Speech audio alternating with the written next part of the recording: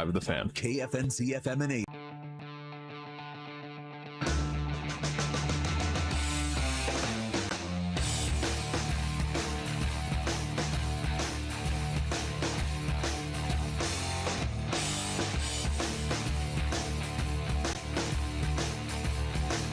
And welcome into After Hours. What is it, Nathan? Tuesday night, Jay Binkley with Nathan Williams. These days all run together, man. I'm just ready for Friday. It's not just because it's Friday, it's because it's opening day. Get me to tomorrow for all I care. Giants, Yankees on Netflix. I got about 24 more hours of this. Come on, Nathan. It's almost spring, officially. I know you want to see Yankees and Giants. I mean, it's Major League Baseball. Of course we want to see it, but Friday's the day you're looking forward to. Get the Kansas City Royals in action. Of course. And did you hear J.J. Piccolo on Cody and Gold earlier today? Who pretty much said he has no idea why they got moved from Thursday to Friday either? It's really weird. Yeah, I actually have that cut, and we'll play that cut later on, some of the stuff from J.J. I love those interviews he does with Cody and Gold. It's so... He's really candid. He's very transparent about everything. I remember one day I was sitting in with Alex, and he had come on and was talking ABS with him, the new automated balls and strikes. And we were talking about the strategy that now goes into it. So besides WAR and B-WAR and everything else that they're looking at, these teams, they're trying to find out, and they were testing a lot of it too. You saw them, the Rangers and Royals, kind of experimenting with who gets the two challenges, right? Because they want the best of the best. Salvi had one of them.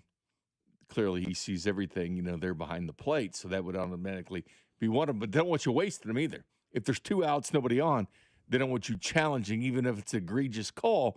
They don't want you calling ball or strike, because who cares if you're right or wrong? There's two outs in the inning. What matters is you have the bases loaded or you have two on in scoring position, and then you challenge the play at the plate. So you got to be kind of careful of doing it, but they're going to be charting everybody. This thing is going to be so fascinating. And if you, every single second Vern is on the air during the season, I'm locked in. This thing is going to add so much intrigue to his post-game show when we're talking about the games. Just like you mentioned, hey, Bobby challenged a pitch and he was right in the third inning. What if he got that wrong? What if that call was wrong and there was only a runner on first and it was the third inning? Was that? But it's your best hitter at the plate. Well, you saw in the World Series with the Dodgers and Blue Jays, right? Had the Dodgers, they would have probably blown through their challenges by the ninth. Yeah, absolutely. And so, what if Michael Garcia or one of these players that we associate being a little bit more hot-headed burns a challenge earlier in the game, loses it, then you don't have one later in the game when it comes along? This adds so much strategy to the game. It's going to be great. Not to mention just getting calls right more often. It's true. And you notice one other thing that's going to be a little bit different, too, this year from viewing baseball, as far as, the old strike box that was there, turn different colors, balls or strikes. A lot of times, a lot of broadcasts, you may not even get that box. Now, they showed it last night. I've seen games where the box isn't there, which from the naked eye, if you're watching it, you're like, is that a ball? Is that a strike? Because that box is not there. And we become so accustomed to seeing that box there at home plate, Nathan.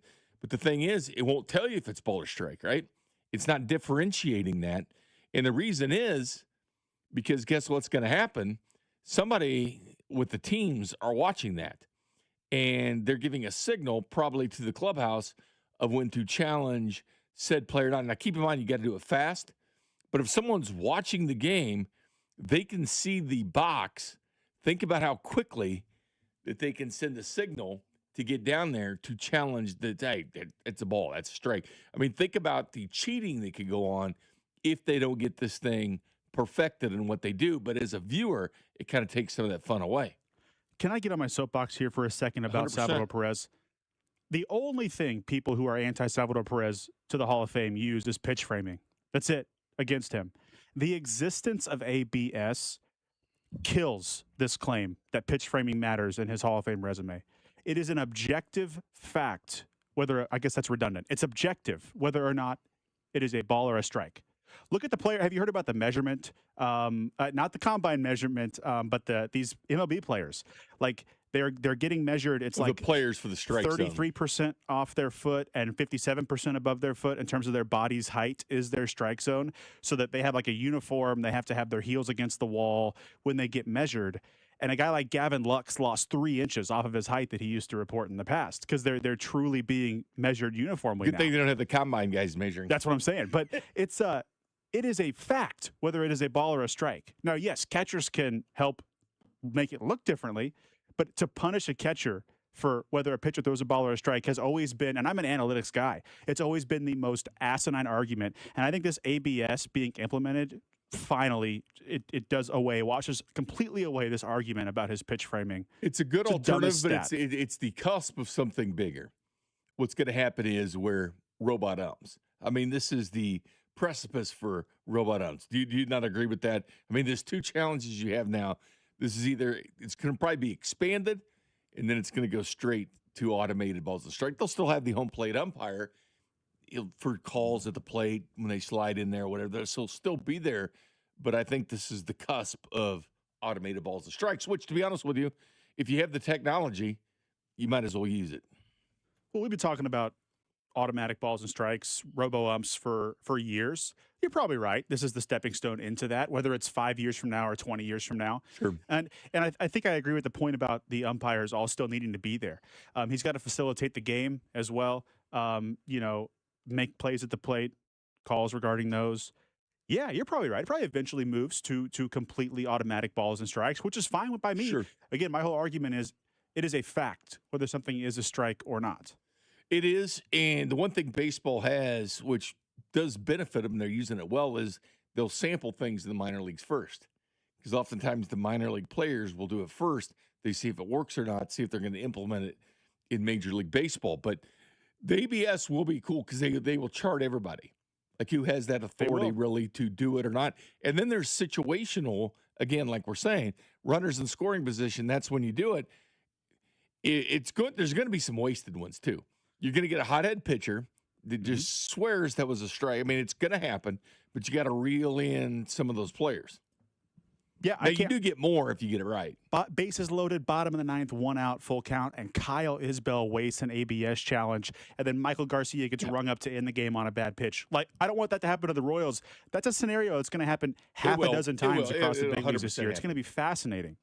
But last night was fun seeing the Royals and Rangers. I didn't know if you were able to catch any of that game. I mean, the Royals and Rangers, they had to be best friends. They play so much down at Surprise because they're together there at the spring training complex. But the Royals, playing the Rangers for a couple games. They played this afternoon. The Royals lost 4-1.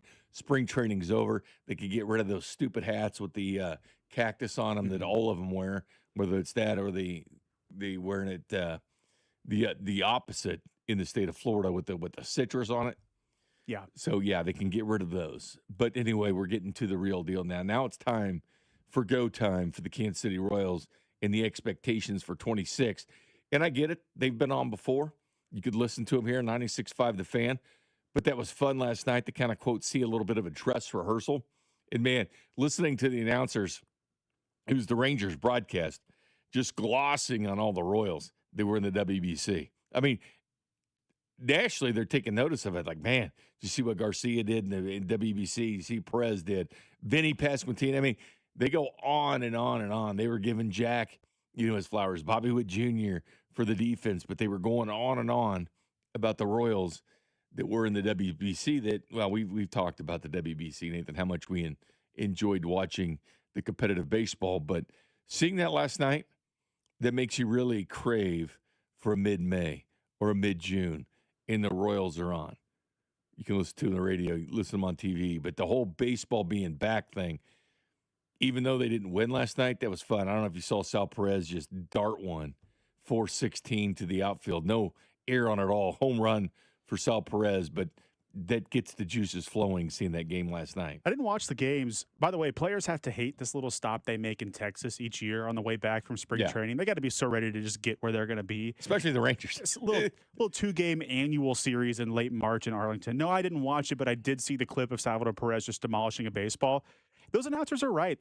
The Royals are going to be a very sexy second-team pick for a lot of fans that are not in the Kansas City market this year. Well, the Dakota rankings like them. They're number one in the division. They are. But just the names of guys that flashed during the World Baseball Classic, the Garcias, the Vinnies, the Jack Aguilones, they're going to be very likable as a team this year. And I think a lot of teams outside of Kansas City are going to pick them up. And by the way, I think so out of the 816, I think this is Micah who texts in all the time.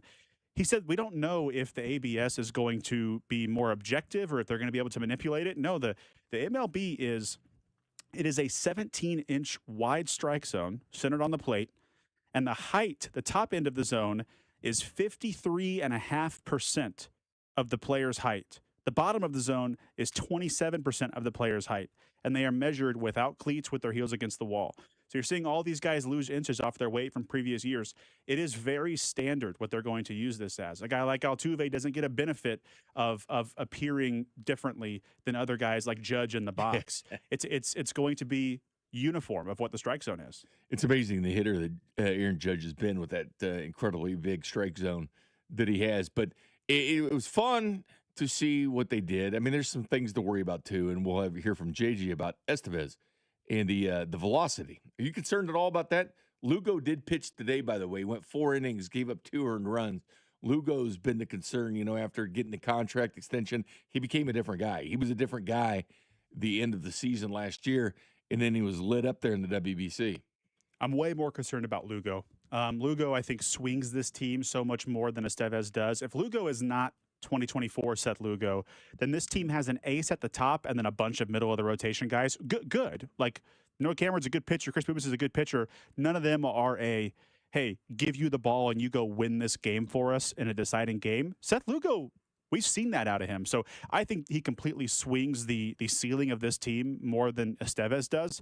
But I am concerned. And guys on the station, including, Vern, have made the point that last year Estevez's velocity did the same thing, but he was dealing with a back injury at the same time. So we don't have that reporting this year to match that. So it is a little bit of a concern. I'm not going to lie. It is a bit of a concern. Yeah, you just hope it kind of comes back. Everything comes back for Estevez. He gets that velocity back at some point. You just kind of hope that ends up prevailing for him because it's a needed piece. Did you see the bullpen rankings? The Royals were, near dead last?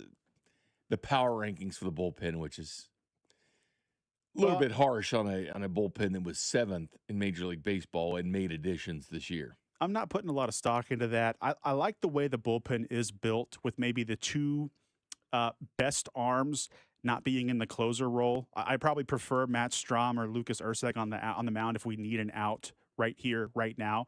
And Q has the ability to deploy, and I'm a fan of how Q deploys the bullpen. Seems like the text line is usually 100% against me in that realm, but he uses the high leverage approach. He doesn't do hey, you've got the 7th, you've got the 8th, you've got the 9th, with the exception of Estevez getting the 9th. So with the ability to kick out a guy like Strom or Erceg, we know he loves John Schreiber. The Mears kid they picked up in the Zerpa trade, Daniel Lynch factors in there somewhere. That bullpen's good enough. Now, is it a bullpen that maybe a reinforcement is coming in July in the trade deadline if this team's in a division race? Maybe. But I don't think this is I don't like those rankings at all. Now, there was something that happened last night, though, Nathan. You've probably heard about this or seen about this. I was glad people caught it because it was a great moment that happened with Skip Schumacher, the Rangers manager, when he did this. So Schumacher out there with a word for Baumler, and it looks like you get the sense, right, that he just let him know some pretty good news. Yeah, I think he told him he made the team. That was great. The reaction from his teammates. That's awesome. What a way to do that. That is so cool. And what a neat moment out on the mound with Skip Schumacher. There you go. Skip Schumacher goes to the mound like he was going to do a mountain visit, and he tells Baumler that he made the team. Said, you've made the team. This guy, fought hard to make the team at that point, and all the players congratulated him. I was curious, just seeing him pitch that last hitter, like if that would start affecting him, that he's got all these emotions going through about finally making a major league roster, who's he's going to call. He's going to call mom first, dad first, a friend, whatever he was going to call. But that was a cool way to do it instead of, we've seen the videos now where they get called in the office and they'll say, well, you need to pack your bags, thinking they're going back to AAA and they're actually going to go with the team on the road trip where they're playing or playing at home. But I thought that was a cool way to tell somebody they had made the team. Now, this got some run. This got some run on social media. Major League Baseball took it. But I was hoping they would because there he was on the mound. Clearly, when Schumacher got up there, he's a very serious guy. He goes out there, former player. He was the manager of the year when he was with the Marlins. Yeah, with he had Skip. them in that wild card round, I think, didn't he? He did. He made the playoffs with the Marlins, but yeah, to go out on the mound and tell them that you've made the team, I thought that was pretty cool. Speaking of the Rangers, do you know who? There are 3 guys that are more likely, according to DraftKings last time I checked, than Cole Reagans to win the Cy Young Award in the AL. One's obviously Scooble and two's Garrett Crochet from Boston. Do you know who the third one is that's got a better odds than Cole Reagans to win the Cy Young? Who? Is Jacob DeGrom. Oh, DeGrom. And I'm thinking, what? He doesn't stay healthy. I looked at his stats, and I don't know where I was, but for the first time since 2019, he made more than 15 starts last year. He made 30 starts with a sub-3 ERA. So the Rangers, that's a team that's not far removed from a World Series. They shipped off a lot of their bats. They didn't re-sign Marcus Semien. They got rid of Adolis Garcia. He's in Philadelphia now. So it'd be interesting to see what they do, but I really like Skip Schumacher as a manager. To bring the point back home, talking about Skip Schumacher, seems like players really like that guy too, and that was a really cool moment. Yeah, it was a cool moment to see. It's such a big deal, to make the Major League roster. Now you got to prove yourself. You'll be sitting down really quickly, but man, these guys spend their whole life doing it. But just to go tell him that way instead of pulling him in the clubhouse or whatever, I just thought it was you could see it kind in of the guys. creative. That goes a long way with the clubhouse stuff too. Oh, you watch his face a little bit. He like kind of lights up, but then doesn't want to show it. And That's what I was wondering about his control again. going forward. Yeah, It was just kind of a good moment. very cool thing. But anyway, Vern's getting ready for Friday. We have the watch party out at Maloney's. People can go out there and watch the Royals and Braves, whether you figured out whether you have MLB.TV at this point now. You're waiting on your cable subscriber to see if they're still going to show it, that held FanDuel Network, whatever. I mean, nothing's locked in at this point. So, like many things, it's a lot of wait until the last second, but you will be able to hear the games right here on 96.5 The Fan. That's a guarantee. Yeah, you can always fall back on 96.5 The Fan, but yeah, leave it to the MLB. Now, look, I am on, and I think Fesco is the biggest proponent of this here at the station. He says the cost is not prohibitive. You can watch baseball games for very cheap, whether you're buying the full MLB package or just your local team. It is accessible, and compared to other leagues, it is cheap to watch these games. What they do wrong, though, is they make you wonder and search and have to figure out how to watch them, where to watch them. It's asinine that we do not know where to watch games that are going to be played in less than 48 hours. And it's a shame for a league trying to ride the momentum of what they've had in the WBC and people watching. It's a shame for a league that's had 3 straight years of increased attendance. They had a great World Series last year. And then, of course, the pending ALCS lockouts come out. Yeah, you want to parlay everything going forward. Yes, you do. You want to keep the momentum, and you don't want your fan base to sit there and search. It makes for no television. sense. It makes no sense. I've got a DirecTV, the DirecTV stream, and they say, well, we think it's going to be on the same channel as last year. We're pretty sure. So they're always pretty sure. Friday's Same thing game? with Spectrum. So they think they're pretty sure, and they're not. Everything is not 100% locked in yet with some of the partners, except for MLB.TV. You can 100% get it on that if you want to stream the games. But then you're going to have the games that are on Apple, and just like we said, the Yankees and Giants tomorrow night. It's going to be on Netflix. Mm-hmm.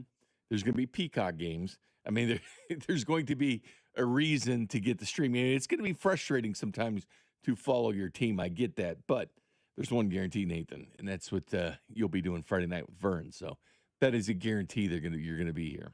Mm-hmm. But anyway, Can't coming up next, one thing I like to do every year is kind of look at the question marks for certain teams and the exclamation marks. Do this with Vern as well. Who are the in the rotation for the Kansas City Royals? We'll look at that and talk about question marks and exclamation marks for this team. Our phone number, 913-586-7965. The same as the J Southland Tow Service text line, 913-586-7965. You're listening to After Hours, brought to you by AB May. Trust AB May to keep your home warm. For 0% interest for 72 months on select heating and cooling systems, call 913-732-9993 today. This is your home for Kansas City sports. 96.5 The Fan. Sex, intimacy, love. These 3 things are critical to a good relationship, and that's the problem with erectile dysfunction. It often destroys sexual enjoyment and intimacy. It stresses the love between partners, often to the breaking point. This is Jeff for Heartland Men's Health, and if you're suffering with ED, you likely know exactly what I'm talking about. But I also want you to know that ED doesn't have to impact your relationship anymore. At Heartland Men's Health, we're ED experts, with our focus on men's sexual health. We've treated tens of thousands of men and have treatments that are effective in well over 90% of cases. I promise you, if you're like most guys, you can get your sex life back, perhaps even performing like you haven't in years. So if ED is affecting you, it's time to get back to better sex, better intimacy, and deeper love. Call us. Just $99 gets you blood work, a medical consult, and if medically advised, a test dose. And if that test dose doesn't work in the office, your visit is free. Call 844-447-6600 or go to heartlandmenshealth.com. Feeling the heat? Don't sweat it. Turn to Comfort Systems Heating and Cooling. With temperatures rising, now's the time to make sure your AC is ready to keep you cool. Whether it's your home or your business, Comfort Systems services both residential and commercial systems across the Kansas City area. Call today for a fast tune-up, repair, or a system upgrade so you can stay cool all summer long. Family owned and operated since 1990, comforting people is what we do. Comfort Systems is right for you. MyComfortSystems.com. Ever wonder why Fanatics Sportsbook is America's fastest online growing sportsbook? Other sportsbooks? Well, their rewards are just the same old, same old. But Fan Cash is the ultimate sports currency, and betting with Fanatics lets you stack Fan Cash. With Fanatics Sportsbook, you can get up to 10% Fan Cash back on your wagers, win or lose. Use your Fan Cash to unlock the world of Fanatics with unlimited profit boosts, exclusive merch, collectibles, and so much more. If you want value for bets, Fanatics will always have your back. And don't forget about Fan Cash draws. It's simple. Choose your draw and enter with Fan Cash for a shot at no sweat bets, casino credit, premium sports experiences, tickets, and more. Extraordinary prizes await. Did I also mention they are giving away millions in Fan Cash this year with games like Fan Cash Drop? Tap in every Friday and see what the fuss is all about. Switch to a sportsbook that will always give you more to play with. Download the Fanatics Sportsbook app today. Winning hits different here. Must be 21 plus. Gambling problem? Call 1-800-MY-RESET. Join Cody and Gold live this Friday, 10 to 2 at Rally House Independence for the Rally With Us MLB Opening Day event. Shop Royals gear. First 100 fans get up to 40% off. Plus chances to win gift cards and home opener tickets courtesy of The Fan. Details at 965thefan.com. Diabetes, high blood pressure, anxiety meds, everyone's on them. If you're a 50-year-old male, maybe a bit porky, and you may even have type 2 diabetes, $1 million of term insurance may only cost you about $200 a month. Call Term Provider. Speak with Big Lou at 800-700-6898. Big Lou will find a term life policy for you even if you have type 2 diabetes, are overweight, or have high blood pressure. Term Provider has helped thousands of people like you who think they can't afford term life insurance. To buy $1 million of affordable term life for you, all you need to do is call Big Lou at 800-700-6898. Lou will make sure the scales are tipped in your favor. Call 800-700-6898. Big Lou will answer your call and work to fit you into a term life policy that you can afford. Remember, Big Lou's like you. He's on meds too. Call 800-700-6898 or biglou.com. Tonight, expect a low of 51 with partly cloudy skies. Weather brought to you by Staples. From posters and presentations to labels and loyalty cards, Staples has all the print to boost your brand. Shop now in-store and online. Staples. That was easy. Hey guys, it's Rob Brennan from The Drive on 96.5 The Fan. We're excited to launch Beyond the Pitch KC, a limited podcast series documenting the run-up to the World Cup with our friends at 98.1 KMBZ. And I'm Scott Parks from Dana and Parks. This is about Kansas City, not about soccer. Telling the story of how our town ended up hosting the world's biggest sporting event. New episodes drop every Wednesday starting on March 4th, plus video clips on 96.5 The Fan and KMBZ social channels. Subscribe to Beyond the Pitch KC on the Odyssey app or wherever you get your podcasts. Welcome back to After Hours. Jay Binkley, Nathan Williams with you now. So question marks and exclamation marks. But before that, you know how you and I were talking about the Pacoda rankings? They came out about a month or so ago. They fluctuate. The Royals are currently 85.2 wins. Detroit 84.2. Minnesota 78.1. Cleveland 75.3. Chicago 69. Any problem with the order of the AL Central, or would you put Detroit first and maybe you think Minnesota would be fourth and Cleveland would be third? And we'll get to see the Twins right away here, the second series. I think the top three are right. I think take away the AL Central, which is going to add an extra few wins to every team that plays in it.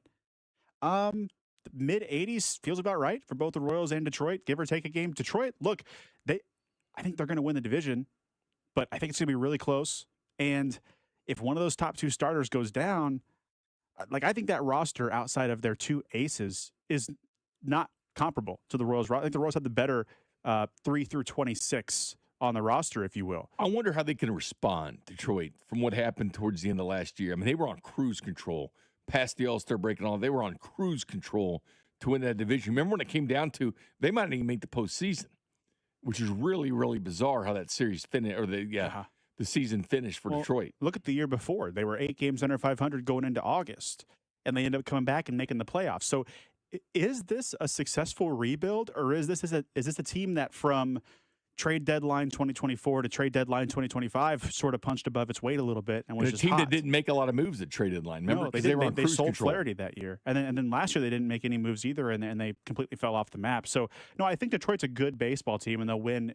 Upwards of, I think they'll probably surpass the PECOTA rankings and be in the upper 80s for wins. The problem I have with that rankings, they are way too generous to Minnesota. I would take Chicago to finish 4th and Minnesota to finish last in this division. Now Minnesota's not going to be as bad as all the AA guys they had after their fire sale last year. This organization's in a bad way right now. Yeah, and then there's Cleveland actually did win the division. No one kind of poo-pooed them last year, and then they were at the end winning the division. They do every year, man. I thought this Detroit division to win. I will say this: I think the White Sox will be better. Like the White Sox spent money. I think the White Sox. Make no mistake, they're not a playoff team at this point. Well, I think they will be better. Yeah, I mean the Royals went 10-3 against them last year. 12-1 the year before. I mean, you go 12-1. They played them 13 times. When they went 12-1 against the White Sox, that changes. If you're a 70-win team or an 82-win team, that's the difference. The difference is the Chicago White Sox. I mean, that makes the difference if you're a winning record or not. That's how important bullying up your division can be. So anyway, Brian Kinney from MLB Network was talking to CY, not the same CY, Chris Young, that's the former Royal GM of the Texas Rangers, but they were discussing the Kansas City Royals and did they get it right as far as the PECOTA rankings? Which way are they going? They could go either way, but there's been a lot of buzz for these three clubs. So let's start with the Kansas City Royals, a team that was in the playoffs just 2 years ago. PECOTA likes them, as a matter of fact. So PECOTA, the projection system for Baseball Prospectus, I always mention they measure the horsepower of a team. They can't measure everything clearly, but they like the Royals. PECOTA has them beating the Tigers. How about that? So where are you on the Royals and their ascension? Oh, wow. That is a strong assessment right there by PECOTA. I got to holler at them. I think I have the Royals number 2 right now. I have the Tigers running away with it. I think their starting rotation is just end over end, more dominant. But with the Royals, I think they're going to lean on their offense this year. I love that they brought the fences in. Their X factor, in my opinion, is going to be right there in the 5 spot. Jack Caglione, watching him in the World Baseball Classic, he seems to have made some significant adjustments in his swing, and I think he is going to be the guy that really carries them more along the way. Maikel Garcia is a superstar. Bobby Witt is a superstar. I expect Salvador Perez to still hit the ball out of the yard, but having that protection behind Salvi and Caglione, he's going to be the make or break for this season for the Kansas City Royals. When you look at his minor league numbers, I mean, this guy is off the charts in every category. Came up looking all right, had some struggles, but a lot of time for players, it's good for them to go through those struggles early, BK, because they can go into the offseason, make those adjustments right away and show that they have the ability to make adjustments, and then they never panic again and they take off for the rest of their career. Look, you could see that's a dynamic lineup already, right? You're right. Garcia is a star. Witt might be the best player in the league. Judge is a better hitter. We know that. But right, Caglione could be a star, but their starting rotation could be exceptionally strong. And their pitching group, we talk baseball ops. 2 years ago, they got it with their plan. What are your thoughts on, again, Reagans, maybe a healthy Bubic and where they are? Yeah, really a healthy Reagan stands out to me more than anything. He had some injuries last year. Having Cole Reagans out there, you could argue, BK, he's a top 5 lefty in the game when he's on. So you have a true ace in Reagans, and after that, you have a lot of depth pieces. And when I look at this rotation, I see a high floor. This is a high-floor rotation where Michael Wacha, Seth Lugo, Bubic, they're going to give you the innings. They're going to keep you in the game. And as long as your offense is doing exactly what I think their offense is going to do this year, their rotation if they're healthy, is going to be more than enough for them. Okay, so you're saying you're slightly sold. You're saying I'm sold on them. 86, 87 wins. Yeah, I'm sold on them, but I'm yeah. sold on them to finish probably in second place behind the Tigers. But that's still a really good team, and that's still a playoff team. Right. They have put this thing together well. So with the rotation, now keep in mind, 2 years ago, this rotation was ridiculously good. And last year it found a way. Even though Chris Bubich, gets hurt right after the All-Star game there, but at least he made it to the All-Star game. He became a pleasant surprise for what this team has. And Noah Cameron, really a huge surprise for this team. But that starting rotation was top 5 in baseball for a lot. And, the bullpen, started creeping around. They were on 7th or 8th last year in Major League Baseball. Cole Reagan's the opening day starter. Would you classify him at this point as a question mark or exclamation mark?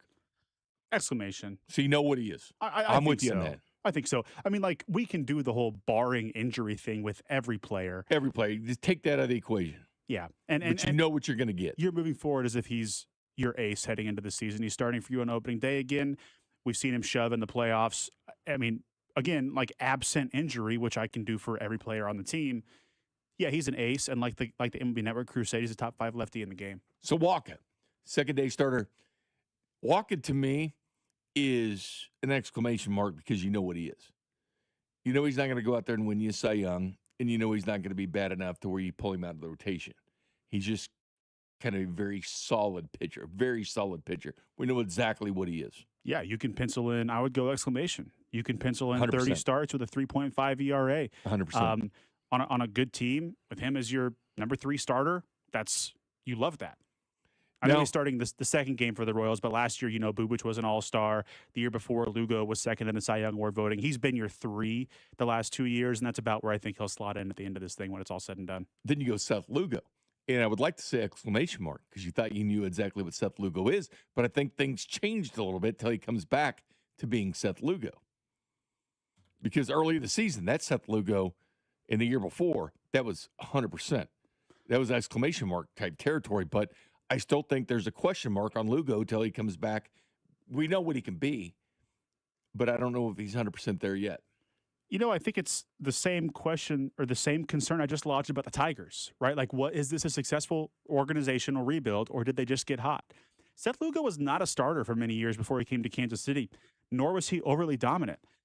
So did he catch lightning in the bottle for the 2024 season, or is he an ace? I have those sorts of questions with Seth Lugo. Now, I don't think he's what he was last August when he couldn't get a guy out and had an ERA in the 7s and 8s. And he was rough in the WBC when when he was with Puerto Rico. He was. His second start was bad. Was bad. But it was also treated like a playoff game where he was yanked immediately when he started getting into trouble. It wasn't like he gave up 8 earned runs over 3 innings and they used him today, 4 innings, gave up 2. He did. So is he closer to the guy who was second in the AL Cy Young Award voting, or is he closer to the guy we saw in the WBC? That question, I think, determines the ceiling of this rotation as a whole for this season. Chris Bubich, you buying into what we saw last year, or was it lightning in a bottle? Was he playing above his skis? Or is that the Chris Bubich we think going forward? Because he's positioning himself for a big contract with a big year. Well, he is. I would put him as an exclamation point. Still, right now, you 100%. You bought into what he did last year. That's who he is. Yeah, I think this guy knows how to get outs in the big leagues. I think before his injury a few years ago, he showed it. I think when he came back out of the bullpen, he showed it. And then prior to the All-Star break last year, he showed it again. Now, I do wonder about that arm more than I do Cole Reagan's. I wonder how many innings per year is in that thing. And I also think this is his last year in Kansas City. Whether they ship him off at the deadline, whether he leaves as a free agent, I think this is the end of his time in town.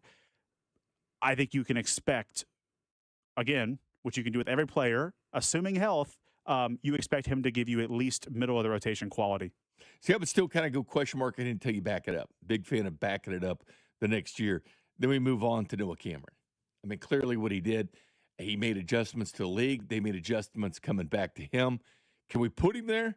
Exclamation mark at this point, or is it still too young in his career? Or you want to see him back up what he did last year, which is kind of where I'd put him in the category for. Wouldn't say 100% lock solid. That's an exclamation mark. Still a question mark to me. Well, I think he's. Until I you think back this it up. one is But a it's little trending more, well. It is. It's trending well. I think it's a little more relative when you come to Noah Cameron. I don't think anyone should expect him to be a sub-3 ERA guy moving forward, but can he be a quality big league arm? I think so.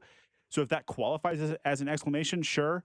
Do I think he's going to repeat last year? No, I don't. I don't, especially being a fly ball guy. The fences are getting closer. And also just the league's seen him now. You know, guys, he doesn't have dominating, overpowering stuff.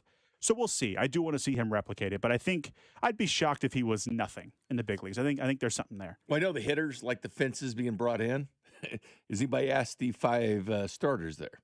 Yeah, Lugo, Lugo and Cameron like to rely on those supposedly fly they would have balls. hit more home runs than given up. But honestly, some of those fly balls, they're now home runs. This pitching staff's going to have to deal with that. So, yeah, we're excited about hitters hitting more home runs, but will these pitchers suffer by that as well? That's a question for that. We'll look at some of the hitters. We did the pitching staff there. We'll look at some of the hitters who you'd kind of put in that category. And I am curious who you think can be Chris Bubich from last year, a guy that just totally caught us off guard, and we're like, whoa, that's what we have? Who pitched in the All-Star game. So we'll talk about that next. You're listening to After Hours, brought to you by AB May. Trust AB May to keep your home warm. For 0% interest for 72 months on select heating and cooling systems, call 913-732-9993 today. This is your home for Kansas City sports. 96.5 The Fan. The weather is changing, so that means spring is here and baseball season is right around the corner. FanDuel is letting you choose your own reward for opening week. Betting customizations that transform how you experience baseball. I can't remember the last time that optimism was this high heading into the baseball season, and you're not going to want to miss the action with America's #1 sportsbook app, FanDuel. Make your choice, and the reward will be ready on your next MLB bet. FanDuel is the home for home runs, exciting plays, and now that you can choose your own reward for opening week, baseball just got more exciting. The Royals are making the playoffs this year. You saw how they performed in the World Baseball Classic, so get in on the action early. Are you ready to play your game? Head to FanDuel.com/local to choose your reward for MLB's opening week. FanDuel is an official partner of MLB and also 96.5 The Fan. 21 and present in Missouri. Opt-in required. Rewards are non-withdrawable. Restrictions apply, including bonus and total expiration, leg requirements, and max wager amounts. See terms at sportsbook.fanduel.com. Gambling problem? Call 1-800-GAMBLER. When Kansas City storms roll through, hail and wind can damage your roof without you even realizing it. If your home was hit, call us at Century Roofing for a free inspection today. We handle every step with your insurance company, making the process stress-free and easy for you. For over 35 years and more than 35,000 roofs, we've been protecting Kansas City homes. Let us protect yours. Trust the pillars of strength with KC-based and female-owned. Century Roofing, KC.com. Century Roofing, trust the pillars of strength. Need to sell your house in Kansas City but not sure where to start? Selling a home can feel overwhelming, especially if you're facing foreclosure, a divorce, an inherited property you don't want, or just need to move quickly. But you don't have to figure it out alone. Rex Buys KC is here to help. As a local home buyer, I understand the Kansas City market inside and out. My family and I live right here, so I know the neighborhoods, the trends, and the challenges homeowners face. That's why I take a consultative approach, helping you explore your options and find the best path forward. We buy houses in any condition, no need for repairs, no agent commissions, and no hidden fees. You'll receive a fair cash offer with a closing timeline that works for you. Whether that's in as little as 7 days or at your own pace, just a simple, hassle-free process designed around your needs. If you're ready to talk through your options, call me today at 816-330-6000 or visit rexbuyskc.com. Let's find the right solution for you. Rex Buys KC. Local, fair, and focused on you. Steve here with Connolly Plumbing Solutions, your neighborhood plumber. Our March special is a toilet tune-up, which includes a new fill valve, flapper seal, and supply pipe for only $199. Yep, $199 is a steal compared to when we started the company or when I started plumbing back in '95. We understand some sticker shock. I can assure you that we are competitive. We show up and do what we say we will. So call Connolly at 913-768-7676 or visit Connolly FamilyPlumbingSolutions.com to schedule. I'm Piera Palazzolo, VP of Digital Marketing for the American Management Association, a company focused on the management training skills needed to enhance the careers of business professionals. We did our research when it came to the best companies for website development and chose AmericanEagle.com. And we couldn't be happier. AmericanEagle.com worked closely with us to understand the front and back end requirements needed to launch an e-commerce website that could handle the complexities of running thousands of seminars nationwide. Our robust new website and improved SEO saw immediate increases in site traffic and web revenue. If you're in need of managerial effectiveness and success, visit our website at amanet.org. If you're in need of a website that provides an unparalleled consumer experience, I highly recommend AmericanEagle.com. Transform your business today. Dial 877-WebNow1 for a free digital consultation with AmericanEagle.com.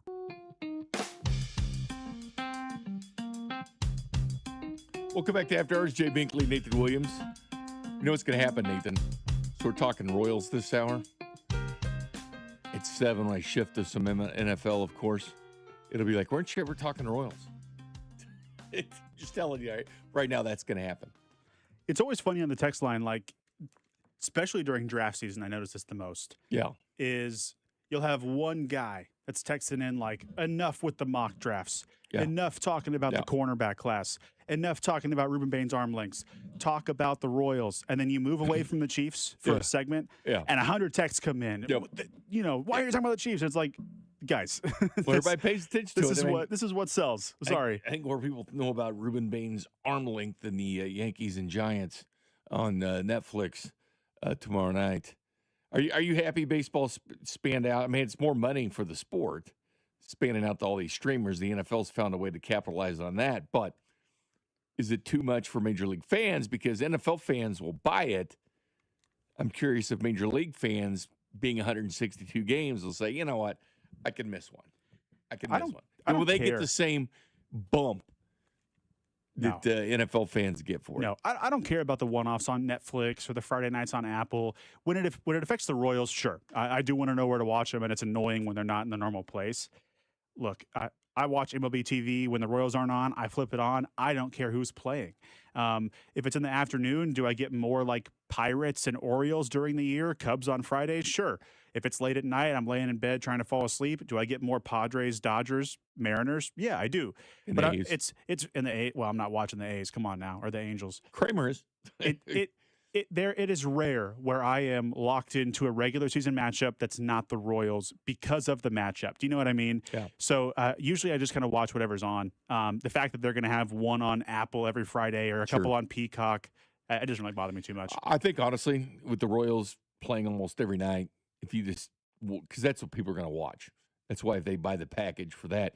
MLB Network's the nice little substitute or appetizer for it because MLB Network does I think they do a great job. I think they do a great job promoting that sport, and they do great with their live games that they have on. Royals are on MLB Network. Just last night they showed up at the highlight packages they do, but I think it's tremendous. And I like the analysts, and you'll see some Hosmer there as well this year.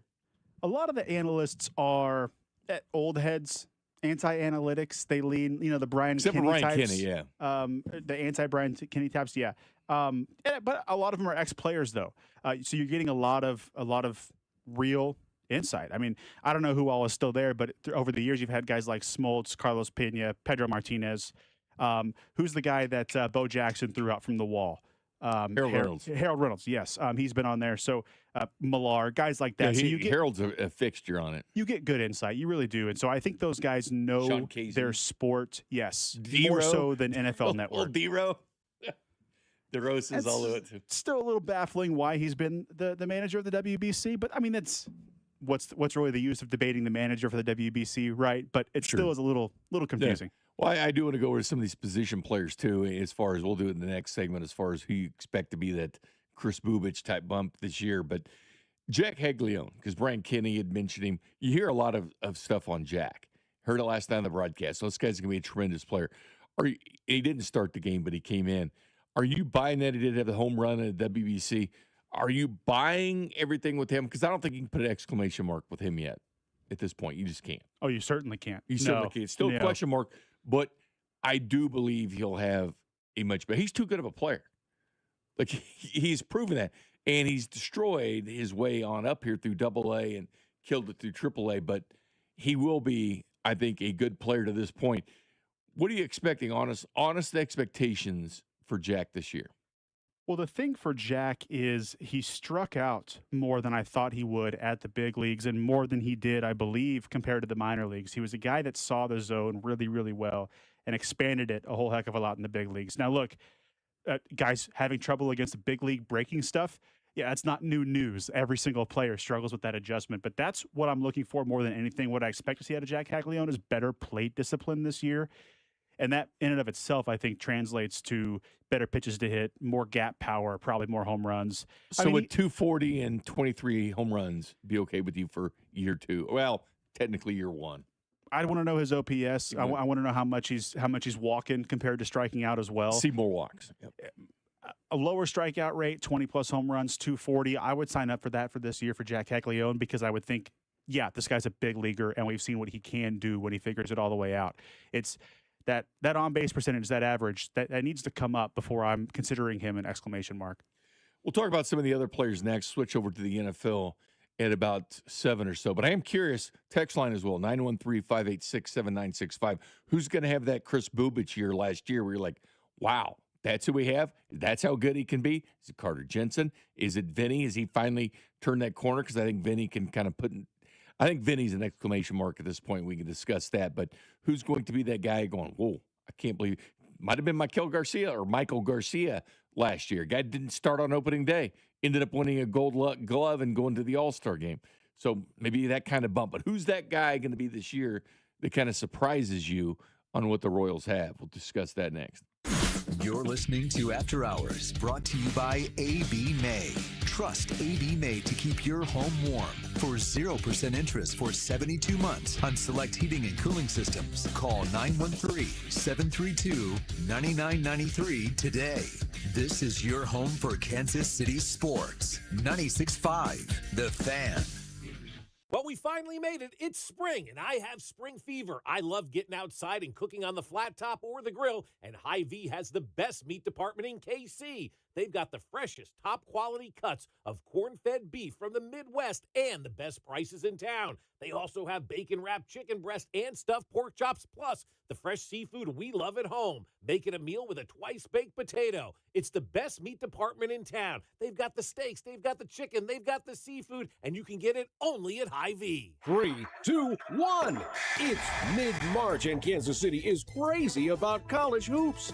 Pick your bracket, call your friends, and count on Hy-Vee for all your game day snacks. Hy-Vee makes your watch party easy with a huge selection of ready-to-serve party trays, boneless wings, barbecue, sushi, pizza, and fresh bakery goods. Order ahead through the Hy-Vee app, online, or at your favorite store. Even if your bracket is a bust, your watch party will be a winner only at Hy-Vee. This is for the landscaping pros. If landscaping is your business, you know the right equipment matters. Gravely is built for long days, clean stripes, and professional results that keep clients coming back. And right now, during the Gravely Mow the Distance sales event, you can get up to 20% off Gravely commercial mowers. It's the Gravely Mow the Distance sales event, March 19th through the 29th. Visit your local Gravely dealer today. Low testosterone can be a real problem for many men. It causes poor sleep patterns, decreased energy, low sex drive, and it makes it really hard to stay in shape. And as we all know, a healthy body is very important to our overall health and well-being. This is Jeff for Heartland Men's Health, and if some or all of these symptoms sound like you, we can likely help you be done with low T. We can also help you lose weight, support your metabolism, improve your gains in the gym, and more with our new targeted body composition plans featuring GH peptides, NAD+, GLP-1s, PDA, and more. Our low T protocols, applied in conjunction with our body composition plans, will help most men see real improvements, true weight loss, higher energy, improved sleep, stronger workouts, and a renewed sex drive as well. Your initial visit is just $99 and includes blood work and a medical consult. And if you start on treatment the same day, your visit is free. Call 844-447-6600 or go to heartlandmenshealth.com. Featured therapies are compounded and have not been evaluated nor approved by the FDA. Provider prescription required. See website for details. What matters to you matters to us. That's why Busey Bank takes the time to understand your goals and build solutions that fit your story. From everyday banking to long-term planning, our team is here to help you navigate every stage with care and expertise. We're more than a bank. We're your neighbor, your advisor, and your advocate. Busey Bank, building business, growing wealth since 1868. Member FDIC. Yo, Harvey, Zoe, group selfie. Ooh, nice new iPhone 17, Drewski. Let's do a triangle formation. I'm in front. With a center stage front camera, everyone fits in the shot. He got it at T-Mobile. But switching takes forever. Not anymore. Now you can switch to T-Mobile in just 15 minutes. Focus, people. Nail your pose. And you get a new iPhone 17 on them. No way. Yes way. No way. Yes way, guys. Switch to T-Mobile and get iPhone 17 on us. And right now, we'll pay off your old phone up to $800. I'm grabbing my phone and switching to T-Mobile right now. Get back, Harvey. We're taking a... Let's go again, y'all. With 24 monthly bill credits, finance agreement, 256 gigabytes, $830, eligible trade-in, example iPhone 13 and new qualifying line, $60 plus per month plan with autopay plus taxes and fees. For well-qualified customers, plus tax and $35 device connection charge. Credits end and balance due if you pay off early or cancel. Contact us. $800 via virtual prepaid card. Card typically takes 15 days after rebate submission, no cash access, and card expires in 6 months. Check out in 15 minutes per line. Visit T-Mobile.com. You're listening to 96.5 The Fan from the DM Injury Law Studios. Mike's got this. Car, truck, or motorcycle wreck? Remember, Mike's got this. 816-888-7500. Mike's got this. Welcome back to After Hours. Jay Binkley, Nathan Williams producing the operation. All right, Nathan, so we got baseball Wednesday night with the Yankees and Giants going. The Royals don't play till Friday night. Leaves you Thursday night. Watch some NCAA tournament. You buying into it? You enjoying it? You got Texas, Purdue, Iowa, Nebraska. The Iowa-Nebraska game just seems like a lot of fun. There is no way there's not a bar with beer still when those two fan bases. I mean, Houston's a big town. It's what, the fourth largest in the country. But have they seen Nebraska fans drink yet or Iowa fans yet? Iowa-Nebraska is obviously the matchup of the weekend. But there's a lot of good ones. Obviously, like Duke and St. John's match up well with the injuries and just sort of the performance Duke has given so far. Look, I love A-Cuff. I'd still be surprised if I would take Arizona against the field at this point. I really would. No one cares, but that's who Yeah, same here. It's like beat them. Illinois, Houston, I think is a good game too. It's amazing what they've been able to do. It'll be a fun one. Yeah. Logan Weber and I talked about our dream matchups in this tournament just along the way, and we both had Illinois, Houston as one we like to see the most. Neither of us considered Iowa and Nebraska meeting up in the Sweet 16. You know what, though? I'm sure when they put the bracket together and you see that could be a possibility, but then you're thinking, all right, Nebraska's never won a tournament game, which is really weird how they'd never won one. Now they've won two. I had them lose to Troy, man. They thought, okay, we could see in the Sweet 16 in Iowa, Nebraska. I'm sure it was a pie in the sky when you see these two teams in rivals, and they actually, meeting. But it took Iowa to beat Florida, to get there. Nebraska actually to win a tournament game and actually win two tournament games when they were 0-8 before. So it worked out in their favor. Probably not what they expected when they first put the bracket out, but that's why you put the brackets out, because it ends up being a really fun game with Nebraska and Iowa. Who's the kid from Villanova that hit the buzzer beater to win the championship a few years ago? Because I'm thinking about him. I'm thinking about Christian Leitner. That kid from Vandy the other day came inches away from being right up there with them for the best shots in the history of this tournament. Okay, that thing should have gone down. Those. It should have went down. All right, so we talked about kegs for a little bit. Who's your guy, Nathan? Who's your Chris Bubich this year? Does it come from the rotation? Is it Noah Cameron that all of a sudden just keeps shutting everybody down? And we're like, man, this guy's got Cy Young type stuff. Is it Carter Jensen? Being, wow. We knew he's got power because he hit 484 last year? Mm-hmm. He's got power for days. Mm-hmm. Kansas City kid. Can he be the guy in the running American League Rookie of the Year? Or is it somebody else that really surprised you, says, man, they really got something here? Well, I think the best comp to Chris Bubich would be someone that's shown flashes in the past, but maybe has never put it together for a sustained period of time. That's Lane Thomas to me on the offense. This guy, when he got full playing time with the Nationals, the guy had OPS near 800. He hit 23, I think, one year and 28 home runs the other year that he played full time. And even when he's been battling injuries with the Guardians, battling platoons and playing times, he's still been a lefty killer. And so I think this season, he's going to be the guy Royals fans are clamoring. Why hasn't he in the lineup more? Because Q is going to be able to platoon him with Isbell. And when you see Lane Thomas on the field, I think most of the time he's going to be doing pretty well. And I think by the middle of the season, Royals fans are going to be yelling for more Lane Thomas. And the rotation, the closest thing there has to be Luinder Avila for me. But that's more of a projection of upside and less of a Chris Bubich comp. Because I think Avila is still a large unknown. What about Isaac Collins? You buying into what he can do? Can he parlay what he did last year? Man, I can't lie to you, Bink. I know way too little about Isaac Collins for his role on this year's team, which you have to think is going to be nearly the everyday left fielder. I just don't know that much about him. I know that he really tapered off the last half of last season, and Brewers fans were concerned with his staying power. But I also know he was top 5 in the NL Rookie of the Year voting. Who's all got gold gloves for the Royals right now? Perez does. Bobby Witt Jr. does. Michael Garcia does. Starling Marte actually has gold gloves. Was he at 2, I think, right? Active stolen base leader, Starling Marte, to you. It's true. Yeah. Put some respect on Starling Marte. Yeah. I think Noah Cameron could be that dude. I think they're like, whoa, he backed it up. This kid's something special. I think that he's got that potential. To give me that Chris Bubich kind of feelings. Like, man, can you see what this guy's doing? I love the makeup of this lineup. It feels so old school. Or there is rotation, excuse me. The 2 righties are more like workhorses, inning eaters. And then the lefties, you've got like the dominant flamethrower, Cole Reagans, yelling, screaming. You got the high socks, high kick, Chris Bubich. He's the crafty guy. Cameron is also crafty. He's got the glasses, big burly guy. It feels like you've gone back 50 years when you watch just the makeup of this rotation. I really enjoyed how it's comprised. I've always thought Garcia's kind of the forgotten guy. Everybody's talking about Vinny. The Royals had 16 guys had 100 ribs in Major League Baseball last year, and 2 of them were Royals, and Perez and Vinny. And people talk a lot about Vinny and obviously Perez and Bobby Witt Jr. and stuff like this. Then there's Garcia. Here's an all-star, a gold glover. He's kind of the forgotten guy, I think, to me. Very, very dangerous player they have to pay attention to, but defensively, with Witt at shortstop and Garcia, they're at third base. I mean, that is in interior of that left side of your infield is crazy. Vinny, we're not worried about Vinny anymore. I don't think we can be. The way that he finished up, I think Vinny, from here, it can go to just solid major leagues. Can he be an all-star caliber player? I think he can. Obviously, he had 1 RBI less than Aaron Judge last year. The only concern with Vinny was health, and he wasn't running into problems with the same body part. He had some bad luck.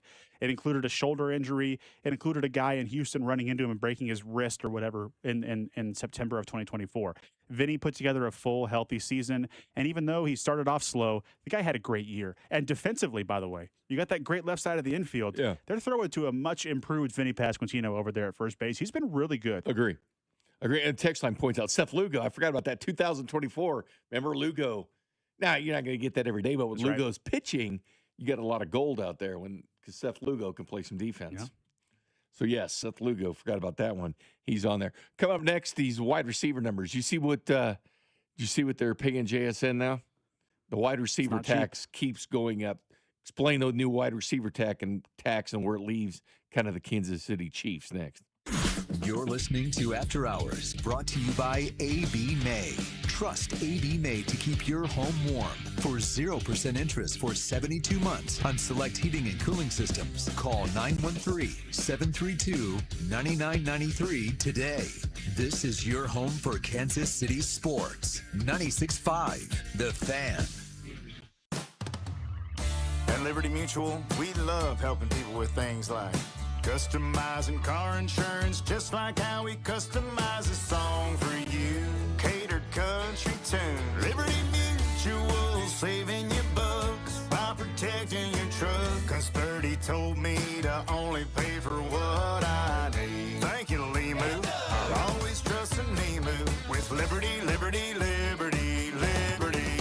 Calling all college hoops fans. Make your next bet during March matchups at BetMGM go even further with an odds boost token. Simply add any tournament bet to your bet slip and activate your odds boost token. If that bet hits, you'll walk away with a higher payout for a tournament full of unforgettable moments. BetMGM is your sports book for all of it. Enjoy same-game parlays, live betting through all your favorite games, dark mode, and so much more during March matchups. And when there's a break in the tournament action or you're looking to switch things up, check out daily promotions and offers for all your favorite sports. Don't miss your chance at a bigger March matchup score with BetMGM. BetMGM and GameSense remind you to play responsibly. Gambling problem? Call 1-800-GAMBLER. See BetMGM.com for terms. 21 plus only. Kansas only. Existing customer offer. Subject to eligibility requirements. Rewards vary and expire in 7 days. Please gamble responsibly in partnership with Kansas Crossing Casino and Hotel. This is Kevin Harlan, and if I sound a little tired, it's because it's Ford Truck Month at Rob's Side Ford. You and me both, Kevin. It's been nonstop. Well, Rob, remind me again why. Because Rob's Site Ford is offering brand new F-150s up to $16,500 off, 0% financing for 60 months, and 0 payments for 90 days. Yes, that'll do it. And that's just the F-150s. We've got the best deals of the year on Super Duty, Ranger, and Maverick. Okay, so let me get this straight, Rob. Massive savings, strong financing, no payments for 3 months, and people are showing up? It's nonstop. Funny how that works. Turns out, when you've got the inventory, the price, and the experience, people notice. Especially when you're Kansas City's #1 top-rated Ford dealer on Google. 4.8 stars and over 3,000 reviews. And Kansas City's top volume F-150 dealer. No wonder you're tired. It's Ford Truck Month at Rob's Side Ford. 135th and State Line, or robsite.com. But don't wait, these offers end soon. Feeling the heat? Don't sweat it. Turn to Comfort Systems Heating and Cooling. With temperatures rising, now's the time to make sure your AC is ready to keep you cool. Whether it's your home or your business, Comfort Systems services both residential and commercial systems across the Kansas City area. Call today for a fast tune-up, repair, or a system upgrade so you can stay cool all summer long. Family owned and operated since 1990. Comforting people is what we do. Comfort Systems is right for you. MyComfortSystems.com. I love a day on the water with friends, but my moderate to severe plaque psoriasis sometimes holds me back. Now I'm all in with clearer skin thanks to Skyrizi. Risankizumab Riza, a prescription-only 150 milligram injection for adults who are candidates for systemic or phototherapy. Teaching music is my passion, but my active psoriatic arthritis can limit me at times. Now I'm treating my joint symptoms with Skyrizi. With Skyrizi, most people with plaque psoriasis saw 90% clearer skin at 4 months. Or if you are an adult with active psoriatic arthritis, Skyrizi helps you move with less joint pain, stiffness, swelling, and fatigue. Don't use if allergic to Skyrizi. Serious allergic reactions, increased infections, or lower ability to fight them may occur. Before treatment, get checked for infections and tuberculosis. Tell your doctor about any flu-like symptoms or vaccines. There's nothing like clearer skin. There's nothing like better movement, and that means everything. Ask your doctor about Skyrizi. Visit Skyrizi.com or call 1-866-SKY-RIZI to learn more. Hey, it's Carlos Esteves, and this is your home for Royals Baseball 96.5 The Fan. KFNC FM and AM, HD1 and HD2 Kansas City, an Odyssey sports station. 7 o'clock after hours, Jay Binkley with Nathan Williams producing the operation. Nathan will be Friday night. He'll be with Vern producing the Kansas City Royals opening day game against the Atlanta Let's go, baby. Braves. And what time's your show on Saturday, Nathan? He's over on 1660, our sister station. Yeah, JT and I both actually do an hour Saturday mornings on 1660. So JT goes at 9, and then I go at 10. So 2 hours of coverage for you of all things little draft, sports. little baseball, mainly your baseball guy, and draft guy too. JT's a big NCAA guy, so if you need your fix of college sports on a Saturday morning, 1660 from 9 to 11. That's right. The wide receiver tax, and obviously we'll talk a little bit more about the draft because I'm curious where you stand now. I go with Julio there. I try to, convince him to go wide receiver, but everybody's got their own opinions on where they want to go. It's the most split I've ever seen it. It's heavily leaning towards edge at 9, to be honest with you, in this town. And people frown when offensive tackles are mentioned for the Chiefs, even though it might make some sense, to be quite honest with you. But as far as wide receivers, JSN, who led the NFL in receiving yards last year, part of that 2012 22 draft class, he got bumped up. He's at $42 million. When you see stuff like that, of what it costs receivers, do you think, man, it's pretty good considering the Chiefs wide receiver room is a total of $9.9 million, dead last in the NFL for wide receiver rooms. When you see a guy making 42 that, actually JSN was 23 draft, 23, not 22. But you see a guy making the wide receiver money. JSN there, Jamar Chase, 40.25. Justin Jefferson, 35 a year. CeeDee Lamb, 34 a year. DK Metcalf, 32. Garrett Wilson, 32.5. And obviously this will keep changing as we go, but it means it's only going to get higher. JSN at 42.15. What's Justin Jefferson going to get the next time? He actually has more yards than any of these guys the last several years when you combine the total yardage. But you see that number. And remember the Chiefs, when they got rid of Tyreek Hill because he was going to be too expensive at that point. And then you think of what Alec Pierce got, one of the top free agent wide receivers, obviously. The wide receiver class in free agency wasn't all that great, where a guy like Alec Pierce could command $29 million to take a hometown discount with the Colts. Because that's what he gave him, Nathan. Because he could have got over $30 million had he left. The Patriots were poised to pay over $30 million had he left. Why the Chiefs were never in the running for an Alec Pierce. Which is funny that a guy like Alec Pierce got 29 a year, Nathan, when he's never caught 50 receptions in the NFL. He's 50 receptions, okay? Let's make no mistake about it. As a rookie, Xavier Worthy had 59. I mean, I'm just not saying he's as good as Alec Pierce, because I don't think he is at this point, but let's put it in perspective, never caught 50 passes. Alec Pierce averages, and I have this memorized because I'm so dumbfounded by it. He averages 779 yards and 5 touchdowns a season. That is the Christian Kirk contract from a few years ago on steroids. That is, they also locked up Daniel Jones long-term. And look, Daniel Jones, the guy has resurrected his career. Hats off to Daniel Jones. Hope he can come back healthy and keep making the most of this thing compared to where he was a few years ago. The Colts, not to mention, they brought in Jerry Tillery, Derek Nottie. They have had the worst offseason probably in the last decade of the NFL. And I'm for putting a team them up that was there taking steps, 100% agree with a team like the Broncos who brought in Russell Wilson. They just whiffed a couple years ago when they went all in. To me, the Colts are stuck. It's not the team that was 7-1 anymore. Sorry, Daniel Jones showed his true colors. He did. He's not that great. He's an average quarterback. And I know he got hurt towards the end of last year, but before the Chiefs game, he had 7 turnovers the 2 weeks previous to playing in Kansas City. The wheels kind of fell off. It started to fall off before he gets hurt. Right. And then Jonathan Taylor's usage. Jonathan Taylor's MVP worthy through the first 6 weeks of the season. Then that fell off because they stopped using him. This is the offseason that gets people fired in Indianapolis. It will. And I like their coach. I think he's underrated. I don't think he's had a whole heck of a lot to work with, especially at the QB position. Man, you were trotting out 45-year-old Phillip Rivers, and you think this offseason I want to lock up our receivers and our injured quarterback, and then our answer on the D-line is Derek Nottie and Jerry Tillery. And as far as Rivers coming back, my God. Riley Leonard, I get it. He was kind of banged up there towards the end, but he could have started that last game instead of Rivers. And that was the guy that you drafted the previous year.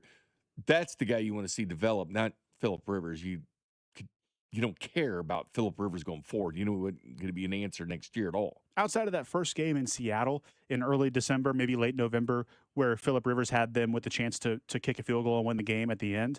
Outside of that one, Phillip Rivers wasn't fun to watch. He wasn't interesting to watch. It was the week where he signed, and in his first game, which he almost won, and then after that, it was like, yeah, let's look at Leonard or someone else who came can back develop. the whole, just the newness and not playing for a couple of years, the freshness of that, but just all came to materialize. Not a guy you could ride for 17 games in the season. There's no way that the stamina would work out for that. But as far as this wide receiver tax, this is why I've been so hard pressed for the Chiefs to go ahead and draft not just one receiver. Our latest mock, we had them doing 3.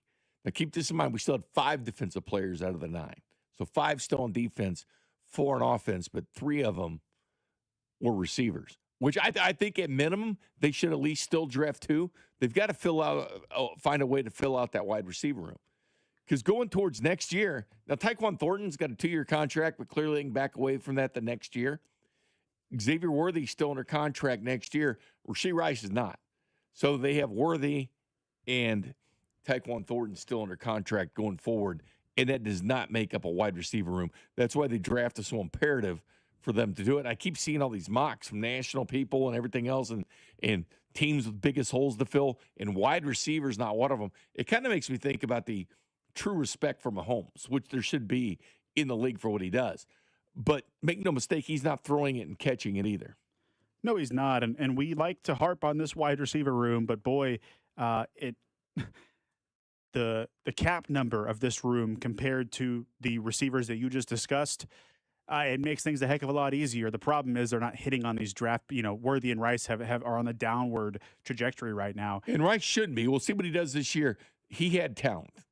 We've seen it. We've seen it. Oh, absolutely. But you got to stay on the field all the games. I get it. He was your hurt head out of your ear 2 too. years ago on 4. Yes, you got to do that, and got to think forward. Got to think of the team.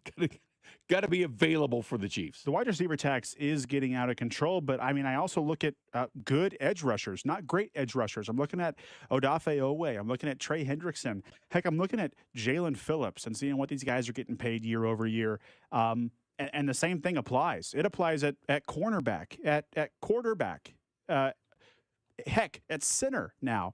Really at every position besides like running back and linebacker and maybe safety. It's getting rapidly out of control. I am still on team edge at number 9.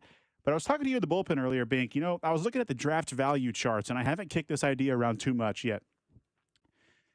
Depending on what chart you look at, if you combined pick 29 and pick 40, it would be worth the 12th or 13th overall pick in the draft.